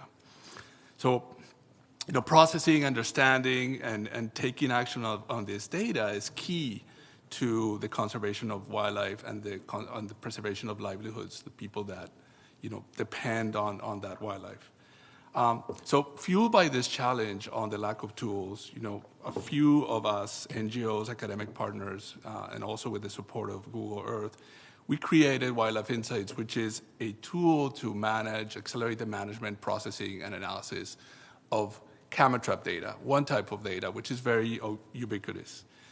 And our focus has been AI, using AI, and actually Sarah's been very instrumental in this from our side, using AI to identify species in images, and actually making this process much faster. So now we can talk about processing projects of 1 million images, in a day or 2 days max, which is before unheard of. The other part is cloud tools. So the power of the cloud is that you can share data easily with others, and then that data kind of lights up and becomes like a community and a community resource for everybody. So a lot of people doing camera trapping in the world before didn't know what others were doing. And now we have 150 million images in Wildlife Insights, but more importantly, 1,500 projects or more where people can now understand where we are. And I'm happy to say that we're not all in the North America and Europe. There's a lot of data coming from tropical countries, places where biodiversity is important. So the final thing I want to say is, how does this impact conservation at the local scale? So for example, we have been working in Colombia with a couple of indigenous groups in the Amazon, and they had the challenge of showing their government, the local government, that the activities that they carry out as part of being in an extracted reserve are not going to have an effect on wildlife. But they couldn't demonstrate that. And so camera trapping became a really important tool for them to be able to show that the wildlife populations inside the reserve compared to wildlife populations in a kind of a more regular protected area are not very different in terms of the trends and number of species and everything. So that's been something very important. And also a final kind of impact story I want to tell is, you remember all before the pandemic in 2019, there's a huge number of fires in Australia, and especially in the eastern side of Australia, that killed 1 billion animals. And so after that, several donors came together, including Google.org and implemented in a project where we implemented it with World Wildlife Fund to understand how these animals are going to come back, and then understand better how to prioritize areas in the future of fire management threats. So that's how, in a kind of a few words, how I think this is shaping up. And more importantly, I think we need to start thinking about integrating different kinds of technologies in order to better monitor populations, not only from camera traps, but from acoustic sensors, from eDNA, from other sources that will become available. It's going to become a very important asset to manage wildlife. Thank you.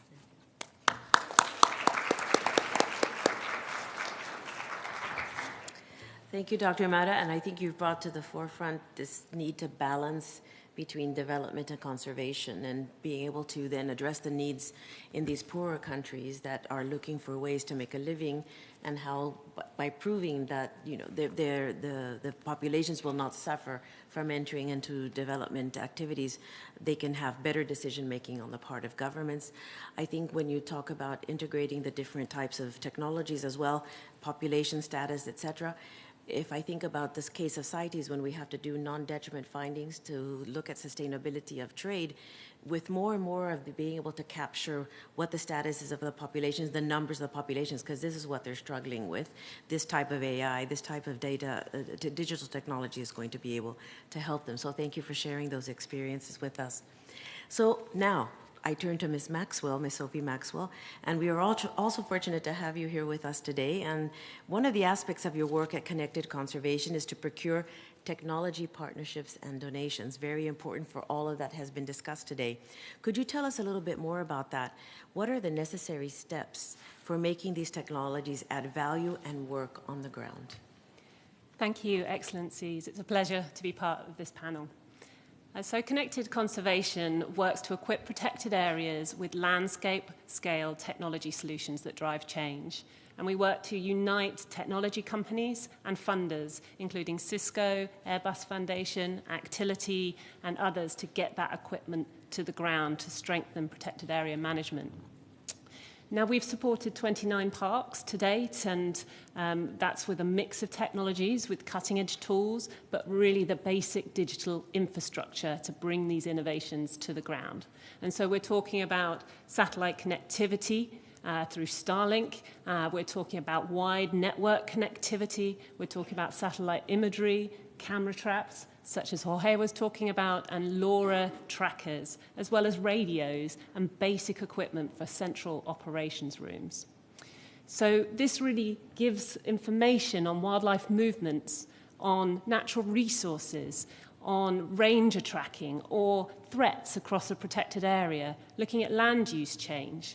And all this data from things like livestock movements that give you information for grazing management and carbon health can be brought into this central operations room and giving protected area management a 360-degree view of their conservancy. So they really can plan data-driven strategies to stop poaching, stop human-wildlife conflicts, and also manage these landscapes for the benefits of all inhabitants. And so for effective conservation technologies, it's really important to take a full technical ecosystem approach. So we're talking about data management, community engagement, as well as the basic reliable technologies and training. And so I really have 6 steps for you to get to value.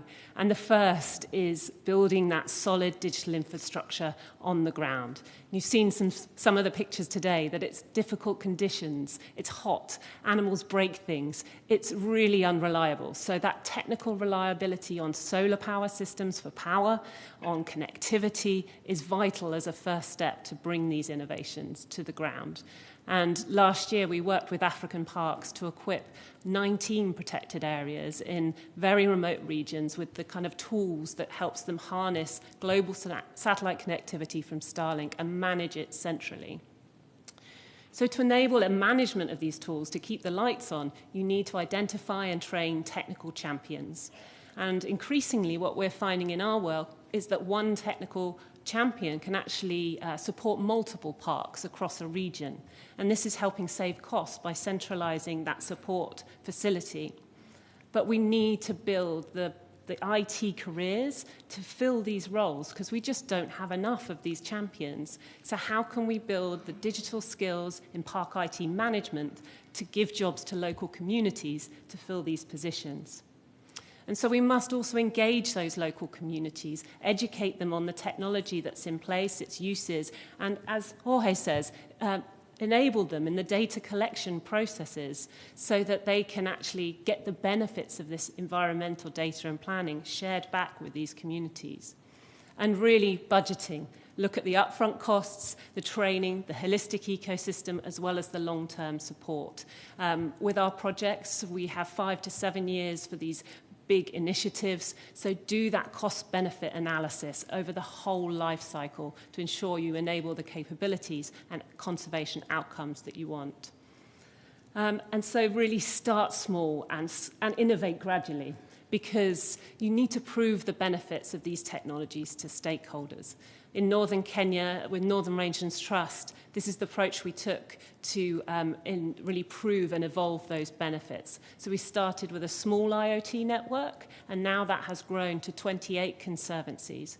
This year, we're going to add 3 more in the south of Kenya, and so we're making a significant progress to an IoT network that's nationwide for conservation in that region.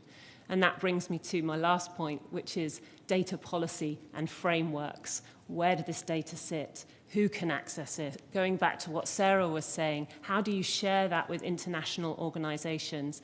Data is really accelerating, so we need these foundations in place. So what we're seeing is actually that a connected technology ecosystem on the ground is really helping to break down partner silos so everybody can collaborate and work together. They have to integrate the data. And so this is really scaling conservation on the ground. And when everything works and comes together and the right steps are in place, you know, the transformation is really profound.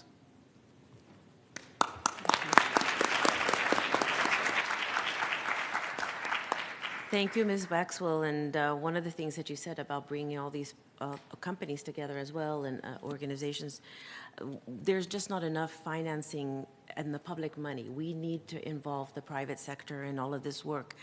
One of the things that, and as you mentioned, Kenya, I have seen in these conservancies, those businesses that are benefiting from the wildlife that's there by bringing tourism and having lodges, they're investing in the local communities by training them, and they set up scholarships. So I think this is something as a good idea to train them in IT and to be able to be local people who are involved in this work. And so I really applaud you for those efforts, and try to engage at all levels, all stakeholders, but including others outside of governments, because we really need that help and to work with the conservancies. So thank you so much to all of the panel for being with us and to be able to share with you the experiences of the work that they're doing. I ask you to stay here for a little bit. We're now going to ask the member states who had already asked us that they wanted to make an intervention from the floor.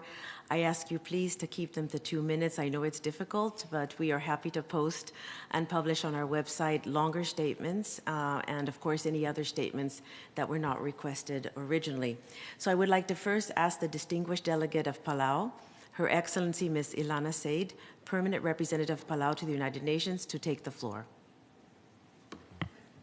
Thank you, Secretary General Higuero, for moderating the floor discussion. I'm honored to present Palau's initiatives in leveraging digital innovation to protect and conserve wildlife, particularly in the ocean. For Palau, our waters are not just expanses of blue. As an ocean state, they are the lifeblood of our nation, vital for sustenance through fishing and attracting tourists worldwide. Our commitment to sustainability and managing this precious resource is unwavering, and we are continuously looking at innovative tech-driven solutions to further our objectives. Some examples. In 2023, Palau entered a partnership with Global Fishing Watch. Through this partnership, Palau shares our vessel tracking data, and Global Fishing Watch offers analytical expertise to refine national fisheries policies and marine spatial planning. The initiative employs satellite data and big data analytics to monitor fishing activities within our exclusive economic zone, enabling us to effectively combat illegal, unreported, and unregulated fishing. Beyond IUU, the work of Global Fishing Watch also combats slavery at sea, draws attention to how uneven wealth and fish are shared in the high seas, and sheds light on how much scuba operations profit from marine protected areas, all using data from space. Additionally, the Palau International Coral Reef Center has been doing research on the application of satellite tagging to track tuna migration patterns. In partnership with the Nature Conservancy, Palau is also piloting a program that uses eco-buoys on fish aggregating devices. These eco-buoys have sonar capabilities to assess fish biomass and identify species by analyzing variations in their swim bladders. The deployment of these eco-buoys enhance our efforts in sustainable fishing. Beyond these initiatives, we are also keeping a close eye on new innovations, including in ocean drones, as well as autonomous ocean sensors to wire the ocean, and help us make better decisions about climate change impacts on ocean and wildlife management.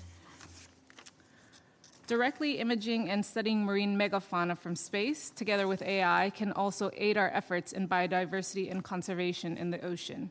Initiatives like the Whale Safe system in California, which uses satellite data and AI for whale calls, has helped to end endangered whale deaths in the vicinity of the tech system since deployment. We hope to explore the expansion of these programs in our EEZ for biodiversity and conservation efforts. To zoom out, applications of AI to support international decision-making include mapping the spread of marine plastics pollution for the ongoing plastics treaty negotiations, as well as biodiversity mapping in the high seas for the implementation of the BBNJ treaty.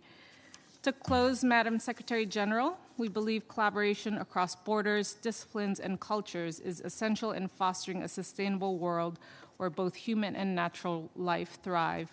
Palau welcomes technologies and innovations to protect the delicate balance of our ecosystems and ensure a prosperous, resilient future for generations to come. Thank you.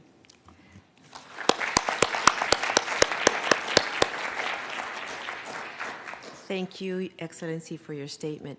May I ask the distinguished delegate of South Africa, Her Excellency Ms. Matu Teda Joyini, Permanent Representative of South Africa to the United Nations, to take the floor.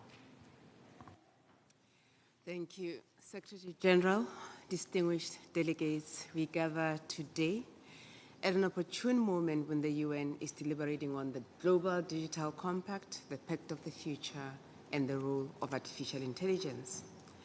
As we head further and further into the fourth industrial revolution, digital connectivity, innovation, and technologies will steadily feature prominently in all aspects of our lives, including wildlife conservation.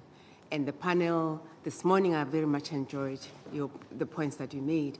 You've given us enough examples of how that is already happening. South Africa is home to the most diverse wildlife, mammals, birds, fish, and reptiles, home to approximately 80% of the world's wild rhino, with only an estimated 5,000 black rhino and less than 20,000 white rhino remaining. In 2014, the country lost 1,250 rhino to poaching, whilst the number of rhino poached decreased to 1,028 in 2017, the species remains under critical threat. Protecting the rhino and other keystone species from poachers also means standing up against wildlife crime syndicates that threaten entire ecosystems, sustainable livelihoods, and national security. Digital technologies and data collection help to enhance rhino conservation, such as sharing and analyzing intelligence information, re-establishing rhino across boundaries, and enhancing effective funding for conservation. And the same technologies are further used in broader conservation in South Africa. And it is against this background that South Africa participates meaningfully in deliberations here at the UN on the Global Digital Compact, on the Pact of the Future, to advance the cause of closing digital divides in all its forms, gender, spatial, international, and intranational, through the provision on unfettered distribution of public digital infrastructure, capacity building, and training and development to countries. And we had another fantastic example from Ms. Maxwell around capacity building. In conclusion, I welcome the theme of this year's UN World Wildlife Day as it merges prominent issues of the UN's work program, such as the digital connectivity, and that of my own country, such as wildlife conservation, and I'm sure other examples that you've heard from my colleagues. Our deliberations today will certainly advance global efforts against wildlife crime, and you can be assured of South Africa's support and participation. I thank you.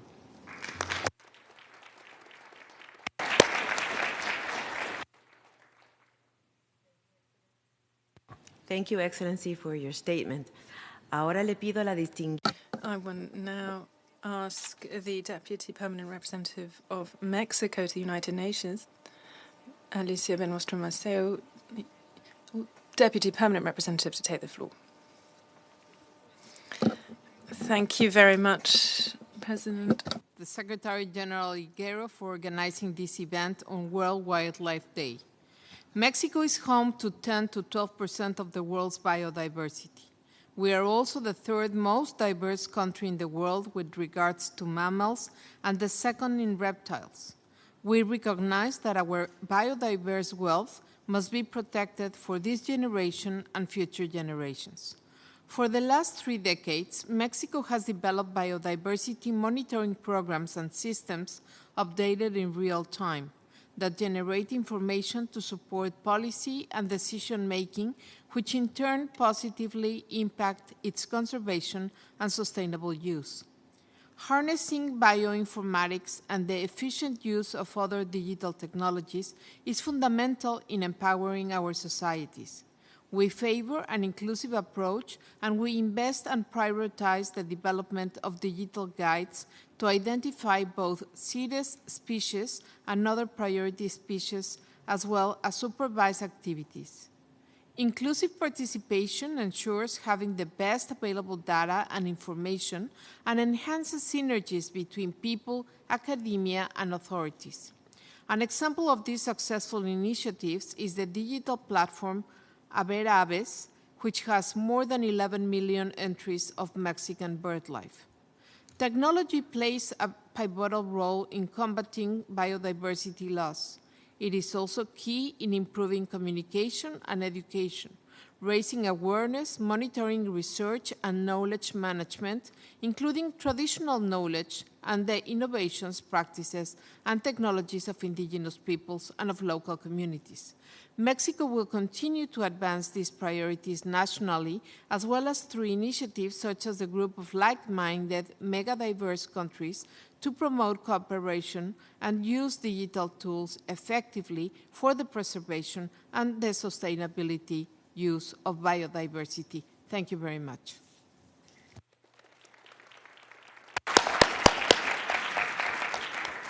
Muchísimas gracias, Excellencia. Thank you, Excellency. Call upon the distinguished delegate of Singapore, His Excellency Mr. Mark Sea, Deputy Permanent Representative of Singapore to the United Nations, to take the floor. Thank you very much, Madam Secretary General. Singapore thanks you and your Secretariat for hosting today's celebration of World Wildlife Day. Secretary General, Singapore is slightly smaller than New York City, yet we are home to more than 400 bird species and 70 species of land mammals. But our size poses unique challenges in land planning as we strive to balance the many needs of a country. Our approach to nature conservation is therefore different from that of larger countries. We strive to become a city in nature by weaving nature right into our urban fabric. This requires a science-based approach paired with digital innovation, which is the key theme for today's discussions. We have heard today how digital technology is now a critical tool to support wildlife conservation. For example, to reduce roadkill, video analytics can be applied to detect animal crossings and alert motorists. Satellite tracking and acoustic monitoring can be used to survey birds and marine species. Digital innovation is also important in the global fight to combat the illegal wildlife trade. 2 years ago, Singapore partnered with Microsoft and Conservation International to develop the Fin Finder mobile application, which can identify shark species from photos of their fins through machine learning and artificial intelligence. Today, this app helps support wildlife enforcement efforts against illegally traded shark species. But as with addressing various global challenges, international cooperation is key. Singapore remains keen to enhance collaboration among source, transit, and destination countries against illegal wildlife trade. In conclusion, Madam Secretary General, the global digital revolution provides us many opportunities to improve wildlife conservation and to promote sustainable and legal wildlife trade. We must capitalize on these opportunities, and I look forward to our combined efforts to leverage digital innovation to safeguard our biodiversity. And on a personal note, I'm very glad that some of our youth are among us today, hopefully to take these efforts forward. I wish all of you and everyone here a happy World Wildlife Day. Thank you.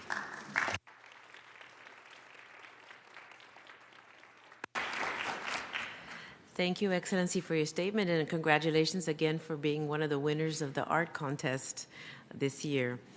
Now, for the final statement, may I ask Ms. Daphne Carlson, the Chief of the Division of International Conservation at the United States Fish and Wildlife Service, to take the floor.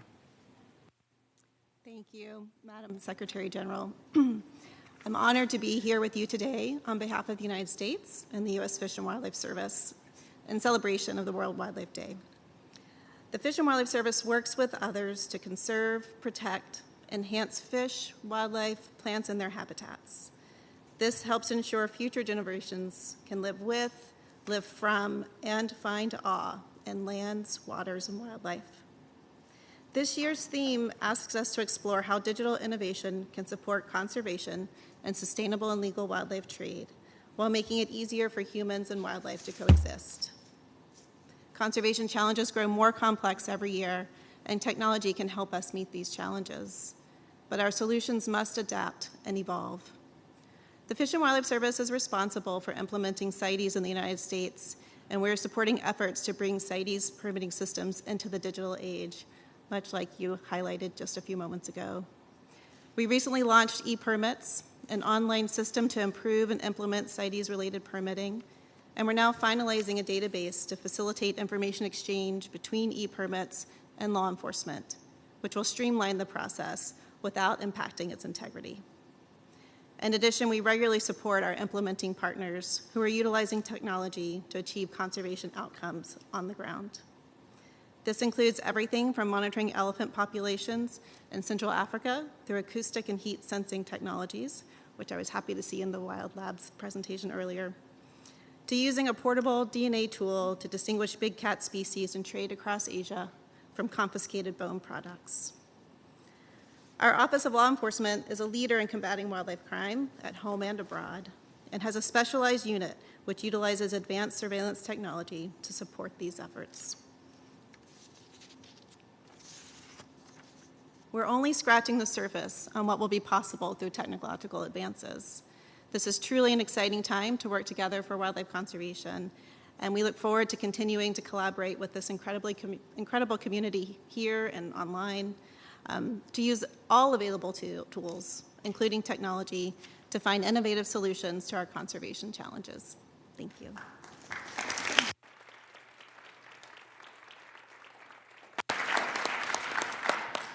Thank you very much, Ms. Carlson, and thank you to all for your statements. You are truly CITES champions.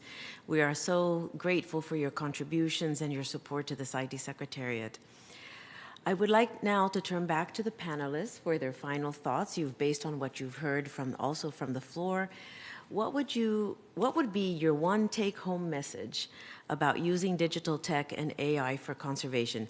Amazingly, we are perfectly on time as we thought for the schedule, so you have a full 2 minutes to give us your final thoughts. May I start with Kriti, please? Thank you. I think I'm very inspired and motivated by the fact that there's a whole community of doers in this room, people who want to innovate, who want to apply technology, who want to do real-world conservation and science. I don't think any of us can do this job alone. We are deeply grateful to the partnership CWS has, particularly USFWS. We worked with you for over 35 out of the 40 years in India. But there are many more sitting in this room, and I really want each of us to think of how we can make these partnerships longer, more viable, and certainly scalable. I think the true challenge today is really scale. And if we don't scale, millions of people who suffer consequences of living with wildlife, which is not people in Bangalore or New York. And what are we going to do to make their lives better? And I think the connection to nature is something that each of us are born with and somehow lose. And I hope using amazing music, art, science, and tech, that connection to nature is rebuilt. So thank you.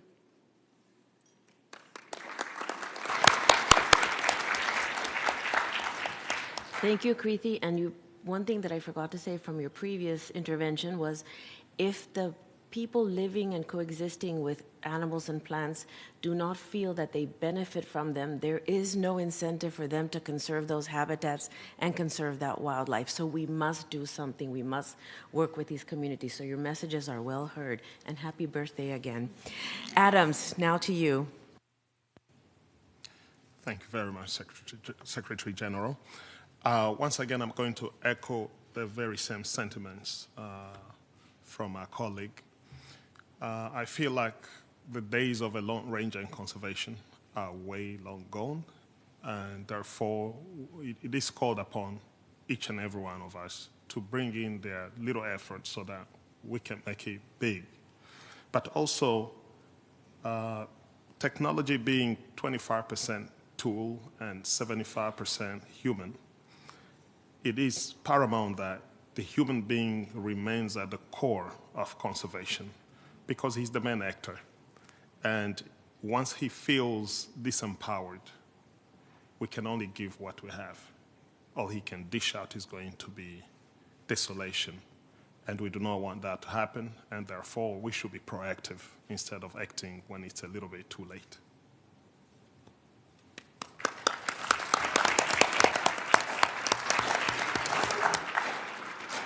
Thank you, Adams, and we're all very encouraged to work together and to help the local communities and indigenous people. Jorge. Thank you, Secretary General. It is very inspiring to be in a room today talking to you all and sharing our views on how tech is going to conserve wildlife or help conserve wildlife better. It is easy to feel good about all of this, but I think we have to keep in mind that we can't forget who our ultimate clients are, which are the thousands of species out there that are losing their habitat due to deforestation, that are being hunted by illegal hunters, that are being trafficked and sold all around the world.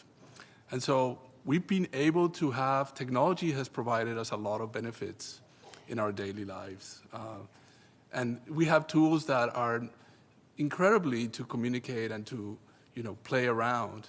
But I think it's time to really harness this power for the conservation of our natural world in a way that has never been done before.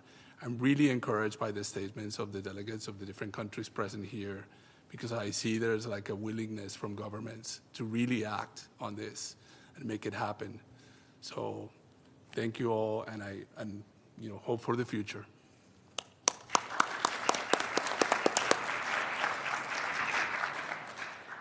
Thank you, Jorge. And indeed, it's not only about preaching to the converted. We have to go outside to those who are in this room. So we have a lot of work ahead of us. Thank you for reminding us of that. Sophie? Thank you for the inspiring comments from the floor. We have under 6 years to go until 2030, and time is precious. To achieve these targets, to measure progress against these targets, we have to double our efforts to protect double the amount of protected areas on terrestrial lands and quadruple marine protected areas. Countries, landscape managers, communities really need to boost satellite sensing technologies, as well as satellite monitoring and all the different tools that we've talked about today. And we have seen, a rise and increase in awareness and calls to us for helping us to enable these technologies to navigate that complexity and get the suitable solutions to the field. And what we've noticed in these requests is actually there is a growing gap. There's a growing gap between well-equipped, well-resourced, well-connected protected areas and a second tier and under-resourced teams and people working. So we need to equip those under-resourced teams and protected areas with the tools and digital infrastructure they need to harness everything that we've been talking about today, with people at the center. And as we've said, people are far more innovative than AI will ever be. So let's get them the tools today that they need right now to work in this next 5 and a bit years towards these targets. So really, if we can push the boundaries to Mars, I call on all these technology companies to step up, challenge them to equip hundreds of protected areas worldwide so we can bridge this gap to the possible. Thank you.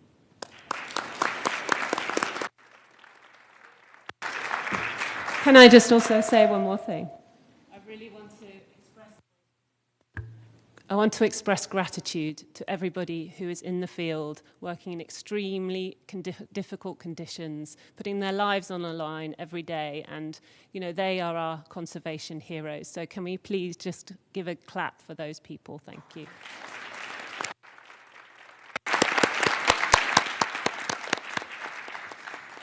Thank you so much, Sophie. And yes, definitely, we have to hail those heroes every day out there in very difficult conditions, some of them in areas of conflict that make their lives very difficult.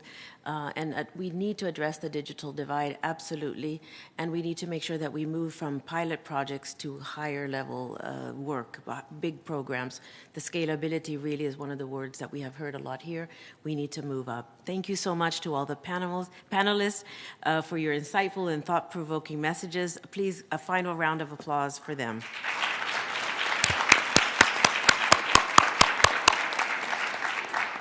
Now with our next video, join us as we delve into the world of digital storytelling and conservation with Jackson Wild.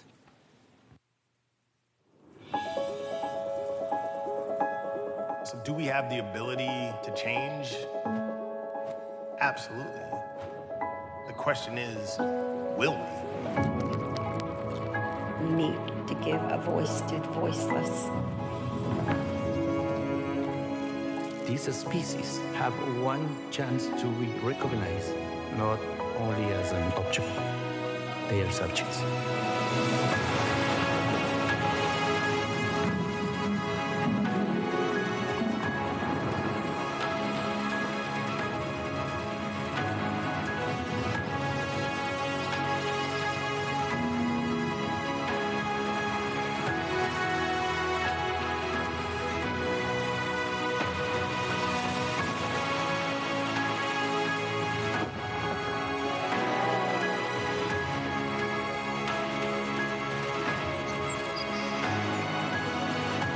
It's up to you to learn your history, use your background to help protect what we have.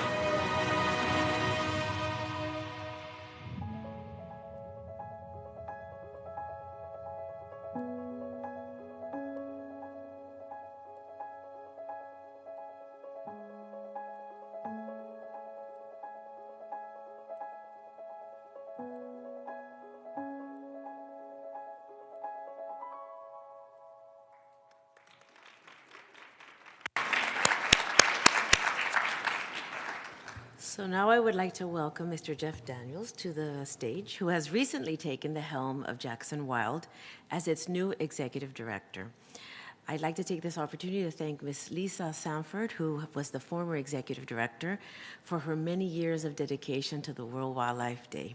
A little applause for her, who's not with us here today. Jeff, she said, you had a heart as big as the sky. So we're looking forward to this. Welcome to your first World Wildlife Day. Oh my gosh, that's a little overwhelming.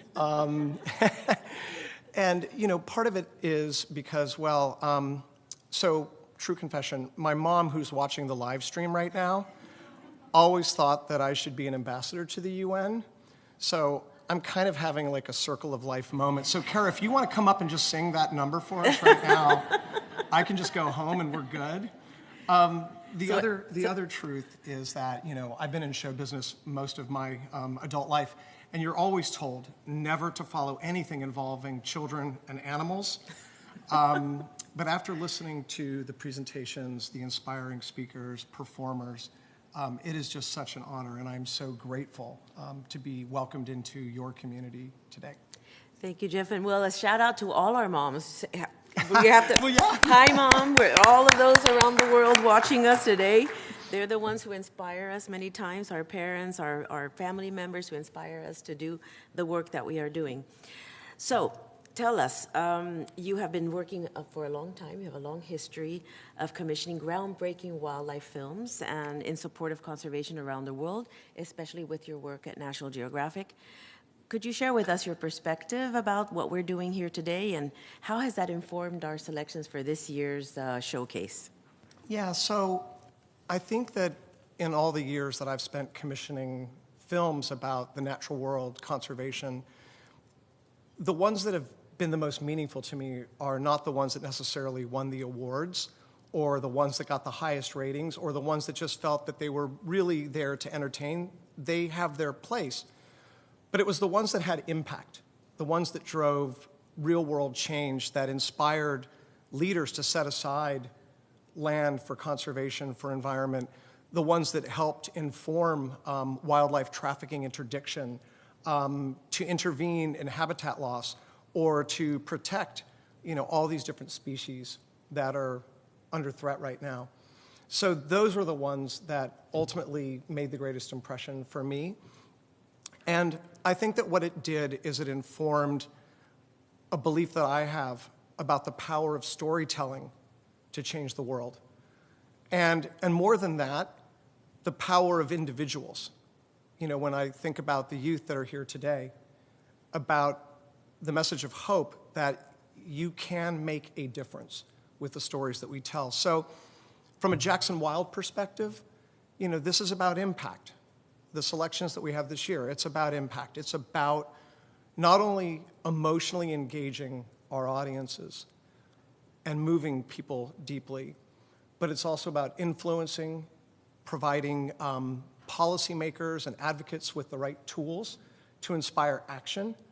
And it's about really celebrating and looking at the ways in which technology, the phenomenal pace of technological change, is informing the stories we tell, how we tell those stories, and the way in which we connect audience to these stories. We've heard so much today about all the different things that people are doing, but ultimately, the world needs to know. So what informs the selections this year, what's at the heart of the Jackson Wild Showcase, and why I'm so excited to be in partnership with you and everybody in this room, is because we have an opportunity to demonstrate through these short films what I believe are not just exciting, but powerful, important, impactful stories that have never been more relevant and, frankly, as we all know, more urgent. Absolutely, and I shared vision with you, and especially about the impactful part. I think that they bring us closer together with the narratives, and we have a very disconnected world right now. So this story stand also, and I always say something about how storytelling also helps us with empathy. And we can't do the work we do if we don't understand what others are going through, putting ourselves in those shoes. And here in the audience, and I will not say any names, there is somebody who last year during the World Wildlife Day in Washington came to me after we were showing trailers of the films that had been selected and said, I had tears in my eyes when I was watching some of these films. And really, it gets to you emotionally, and you have a better understanding of what people are going through, what the wildlife is going through, how we can help make a difference in the world, and as you say, have an impact on the world. And now we have a digital landscape that offers us unprecedented opportunities to do better monitoring, to be able to protect and conserve wildlife. What we were talking about, wildlife crime, it can work for bad things, but it can also do a lot of good. I have visited some countries. In fact, I have Singapore, China, where they are using AI now to be able to track visually, because a human being would not ever be able to look at all the shipments that come through some of these huge ports in Hong Kong and in Singapore. So they use AI to be able to detect, and as it learns, it can detect so much better this illegal wildlife that is being traded across borders. So I think definitely we are sharing this vision that we want to make impact with these stories. So without further ado, let's now check this year's selections.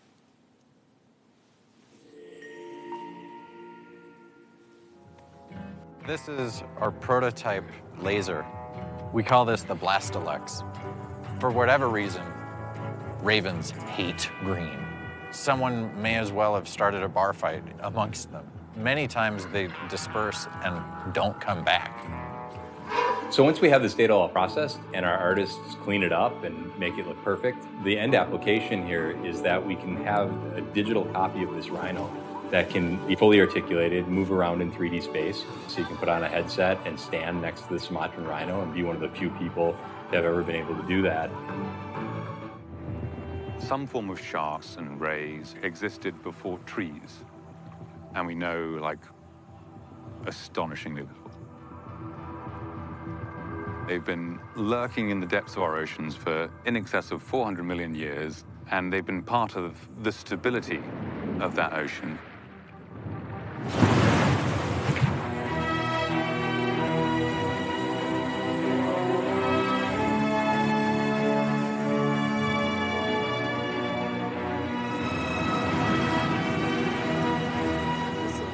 Been working with fishermen, gear manufacturers, and regulators. It's this technology, often called on-demand gear or ropeless gear. We're in the 21st century, and if this can help save the North Atlantic right whale from becoming extinct, what more do you want?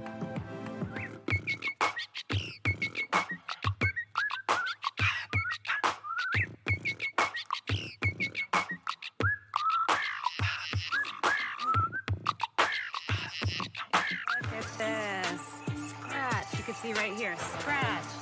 That tells me bears are here. So I pull out my GPS unit and I use it to mark locations where I see bears or evidence of bears. This is data. I had some old phones. I figured I could sort of hack them together to listen to the sounds of the forest and pick out the sounds of chainsaws to send alerts to these people so they could actually get there in time. So the Rainforest Connection System, the RFCX platform, really is a full sort of end-to-end type solution. En estos momentos estamos a 200 kilómetros de la costa pacífica de Costa Rica, estudiando 6 promontorios submarinos que están a 3,000 metros de profundidad. Playing NemoNet, regular people, scientists, anyone really, identify what's in the pictures so that we can help specific systems identify it for us. Once you start submitting all those classifications, we can immediately understand this is the percent cover of coral, the breakdown of the different types of coral, and the accuracies are phenomenal. We're setting up a camera, a game cam, in hopes we see a swift fox.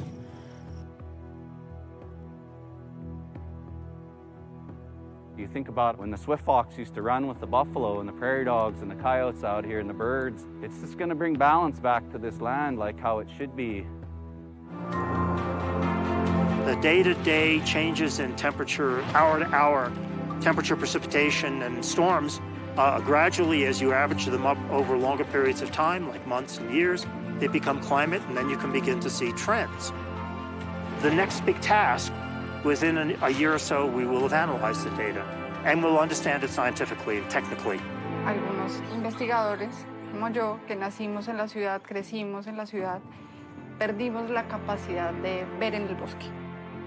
Y las cámaras trampa me volvieron a mí esa capacidad. Es como ir a la intimidad de las especies.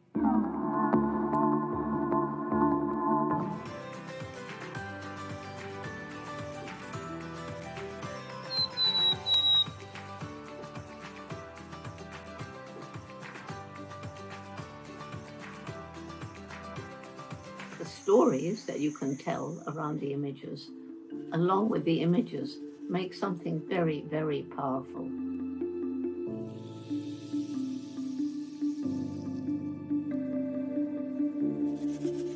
Science and technologies, especially satellite imagery, are absolutely essential because people's livelihoods, natural resources, and biodiversity are connected to each other. Illegal logging is a global problem. To address it at the global scale, what we need is access to technology and expertise that is scalable, affordable, and easy to adopt and adapt. The Xylotron project ticks boxes on all these levels, and it can be deployed at many different points in the wood supply chain. And so it was important to me to be able to create space for young scientists or photographers who, like me, don't quite fit into the bucket of a scientist or photographer, but know that there's something at the intersection of science and storytelling where they want to be.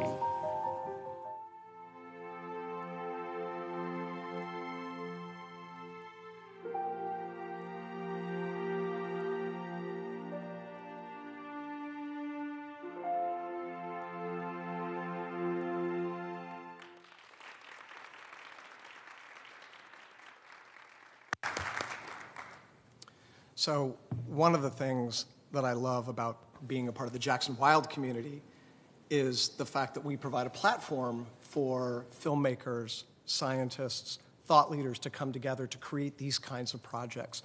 And what's clear, Jackson Wild's been doing that for about 30 years.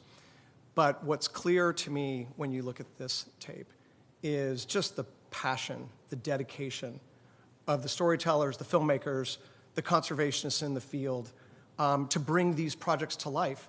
And it's our privilege to be able to find ways of getting those out to the audiences that ultimately are going to make a difference. So I'd like to just take one moment for the filmmakers, the people that have been associated with these projects this year, to just stand up and take a bow and call out your mom. Anybody want to? Come on, we got a few people there. Come on. There's a few. Here we go. There we go. There we go.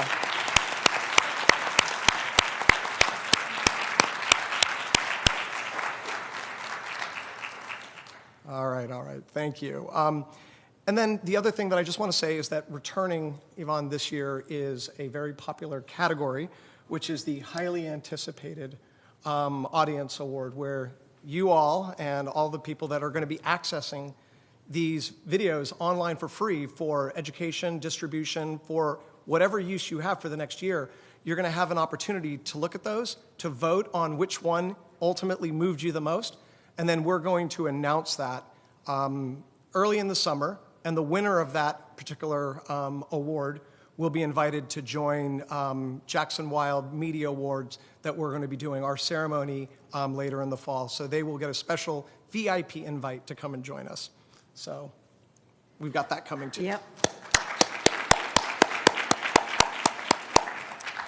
So we have seen that this showcase really has a diverse array of different types of projects. It ranges from films, apps, and games. We saw Ben again with this app, Beastbox, right? It's called Beastbox, which is a free online game which helps other kids to be able to develop also the same kind of music using animal sounds. So it's really great that you're supporting youth to try to be more involved in wildlife conservation. There's also virtual reality experiences, and also a groundbreaking initiative that is being developed at Jackson Wild that we're going to hear a little bit more about.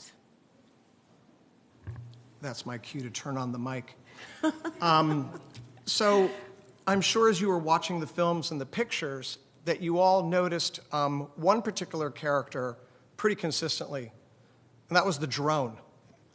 And so one of the things that I'm incredibly excited to announce today is a pioneering education initiative in partnership with Nature Eye. Their CEO, Jonathan Duff, is here with us today. And what we're going to do is we're going to bring the wild into classrooms around the world with a unique online experience that's going to allow students to operate these drones remotely through the internet for a live bird's eye view of the natural wonders in their home countries and around the world. So you can call it an aerial field trip where the students are actually in charge of their own adventure, but we're going to be providing naturalists into these classrooms, online to answer their questions, to give them insights into what it is that they're seeing on the ground through the wildlife that they're experiencing, in hopes of really inspiring them to become future conservationists or maybe tech titans that can really innovate some of these solutions that we've all been talking about here today. So I really couldn't be more grateful about that particular partnership. And here's just a very quick little sneak peek of what's coming.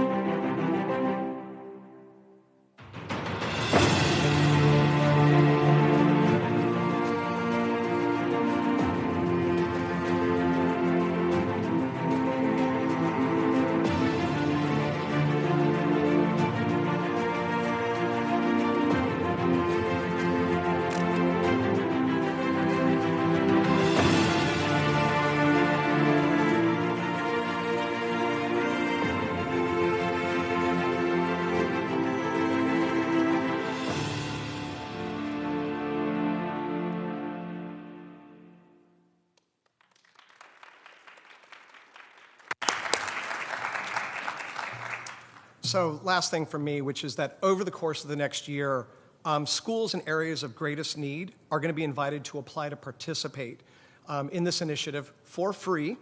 And what we want to do is accept nominations by visiting jacksonwild.org, where our submission application is going to go live. And I also just want to invite every single person in this room, if you know a classroom, a teacher, a place, a community where this kind of experience could be meaningful, and there are so many other applications that this remote drone technology can enable, then please join us and help us make sure that these experiences are going to the right place and having the desired effect. So that's it for me, and Yvonne, now I guess I will hand the controls Back to you. Thank you so much, Jeff, and it was great. And really, a very wise mentor once told me, you can't take care of what you don't know. So having this initiative, I think, is going to help a lot for the future leaders of the world to understand what is out there, what they need to take care of in terms of wildlife. So I applaud this initiative. Thank you so much for doing this, and we will be working with you. We also encourage students, educators, members of the public to join us and learn more about how they can protect our planet's precious wildlife. As Jeff said, that the showcase, the 2024 showcase, is available online for free, and you are very much free to use it. And so it doesn't matter whether you're in New York or Nairobi, you'll be able to see all of these films online. And of course, as we always say, these conversations cannot end here today and on World Wildlife Day. Also, the UNDP administrator mentioned that we have a day of celebration of World Wildlife Day, but it has to be 364 days of the year. And we have to be catalysts. We cannot just sit back. We have to make a difference. We have to work hard to be able to ensure that we conserve wildlife for future generations, and not only for today. There's a lot of threats out there. We have to be able to address those threats. Again, the triple planetary crisis that the United Nations Secretary General talks about all the time. Everything is linked together: biodiversity, climate change, pollution. We have to fight those, and we must be able to ensure that we continue working together as partners in all of the number of areas that we're working in with you right now. So please join us together to be able to continue to be catalysts, and to congratulate all of those filmmakers who are involved. Again, they have courage, they have passion, sometimes also with very little money. We were talking about this, that, you know, it's not always to make a living doing these types of films, so we have to really give them congratulations for all the work that they do. And together, let's harness the digital technology that exists for good, AR, the power of technology, to be able to conserve our planet's wildlife and to create a more sustainable future for all. Thanks so much, Jeff. Thank you. So before we move to the last segment of the event, I would like to share a video, I mentioned this earlier, from the Department of National Parks of Thailand on their use of digital tools for conservation and for combating wildlife crime.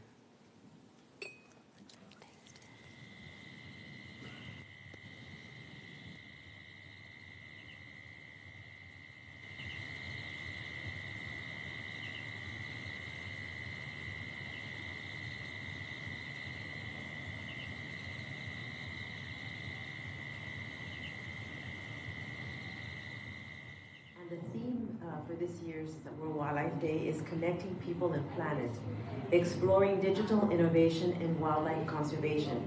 Could you tell us what is Thailand doing? We use the Tomo drone. That is the very useful for us. That when we work in the night time, that is we can record and we can check that is where is the elephants in the area. That is very safe for both the officer and also the villager inside. Yes, thank you very much. That's great, Suming. I'm sure everybody will enjoy hearing about what Thailand is doing and learn from your experiences, and hopefully be able to do the same in their countries. Thank you so much. Yes, thank you very much.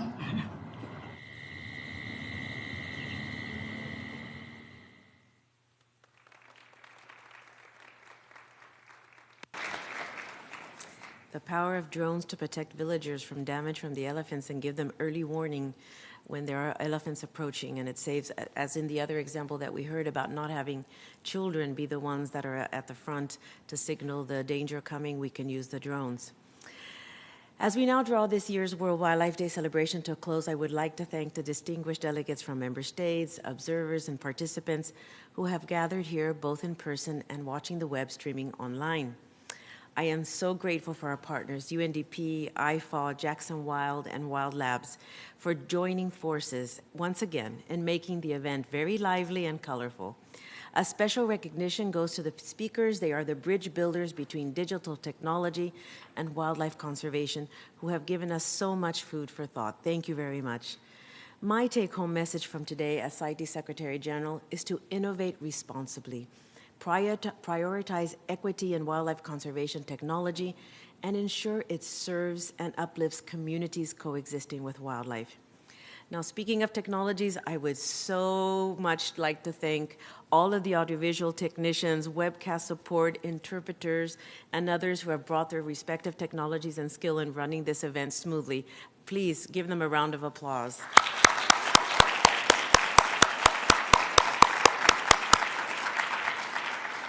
It was hard work, especially because World Wildlife Day was over the weekend on Sunday, yesterday.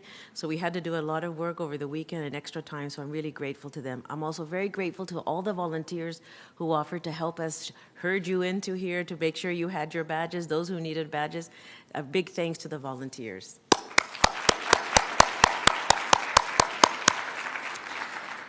And finally, to my wonderful staff, and especially to Catherine, stand up, Catherine, because you have done single-handedly so much work to organize this. I really have to give you congratulations. Thank you so much. Thank you very much. And bringing the event to closure, I would like to share with you a final video from a wonderful group of young people in Southeast Asia who organized and participated in the World Wildlife Day Regional Youth Symposium. This is a subject very close to my heart because these guys are so energetic, so dedicated and committed. You will be in awe when you see them. They are also launching, they have taken the initiative to launch the first CITES Global Youth Network next year. Imagine 50 years old as CITES and we didn't have a global youth network. We're going to have one this year. So please, the video.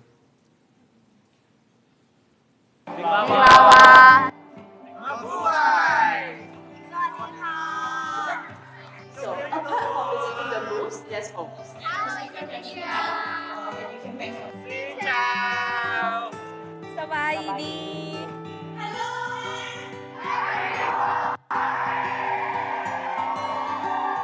A happy World Wildlife Day from all of us at the World Wildlife Day Regional Youth Symposium.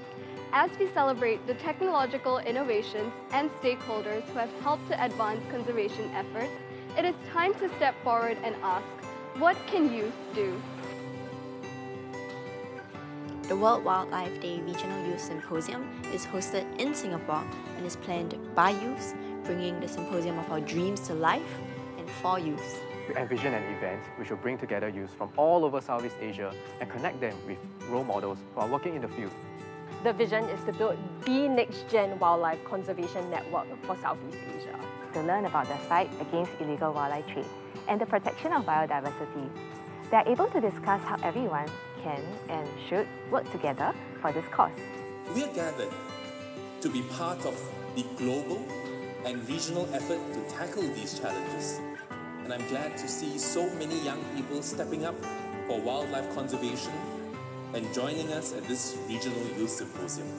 This is an entirely youth-led international symposium and third year in a row. This event is just one example of how youth can be a part of the vision to shape the city that they want to live in. And together, who knows what we can do? Hello everyone, and we are the organizing team of City Nature Challenge Thailand. Normally, people love nature in their heart and soul, but they don't know what they are seeing, like what plants, what insect, or what animal. City Nature Challenge is an event that we invited people to get connect with the nature by using an application called iNaturalist. City Nature Challenge is one of the many outstanding youth-driven projects which were featured at our symposium this year. As the World Wildlife Day facilitator, the Convention on International Trade in Endangered Species of Wild Fauna and Flora, or CITES, plays a special role in wildlife conservation. Empowering young visionaries like you is not a choice, it is a necessity. Building on our regional efforts, we are kickstarting the CITES Global Youth Network as part of a pathway for youths to contribute to international decisions and discussions surrounding CITES and wildlife trade. Through our initiative, we hope that youths worldwide will not only understand CITES better, but also build the friendships and partnerships that are necessary to help us work together and realize a future of sustainable wildlife trade and conservation. This World Wildlife Day, youth are coming together to make an impact in conservation. Now, we're asking you, what can you do?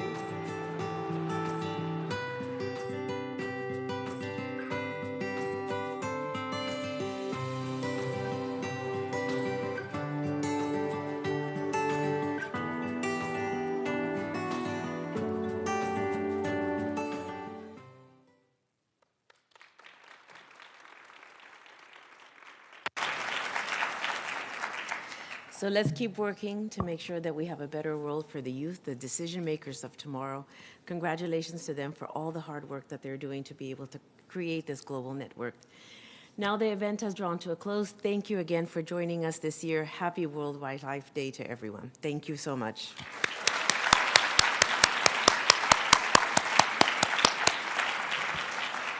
See you next year.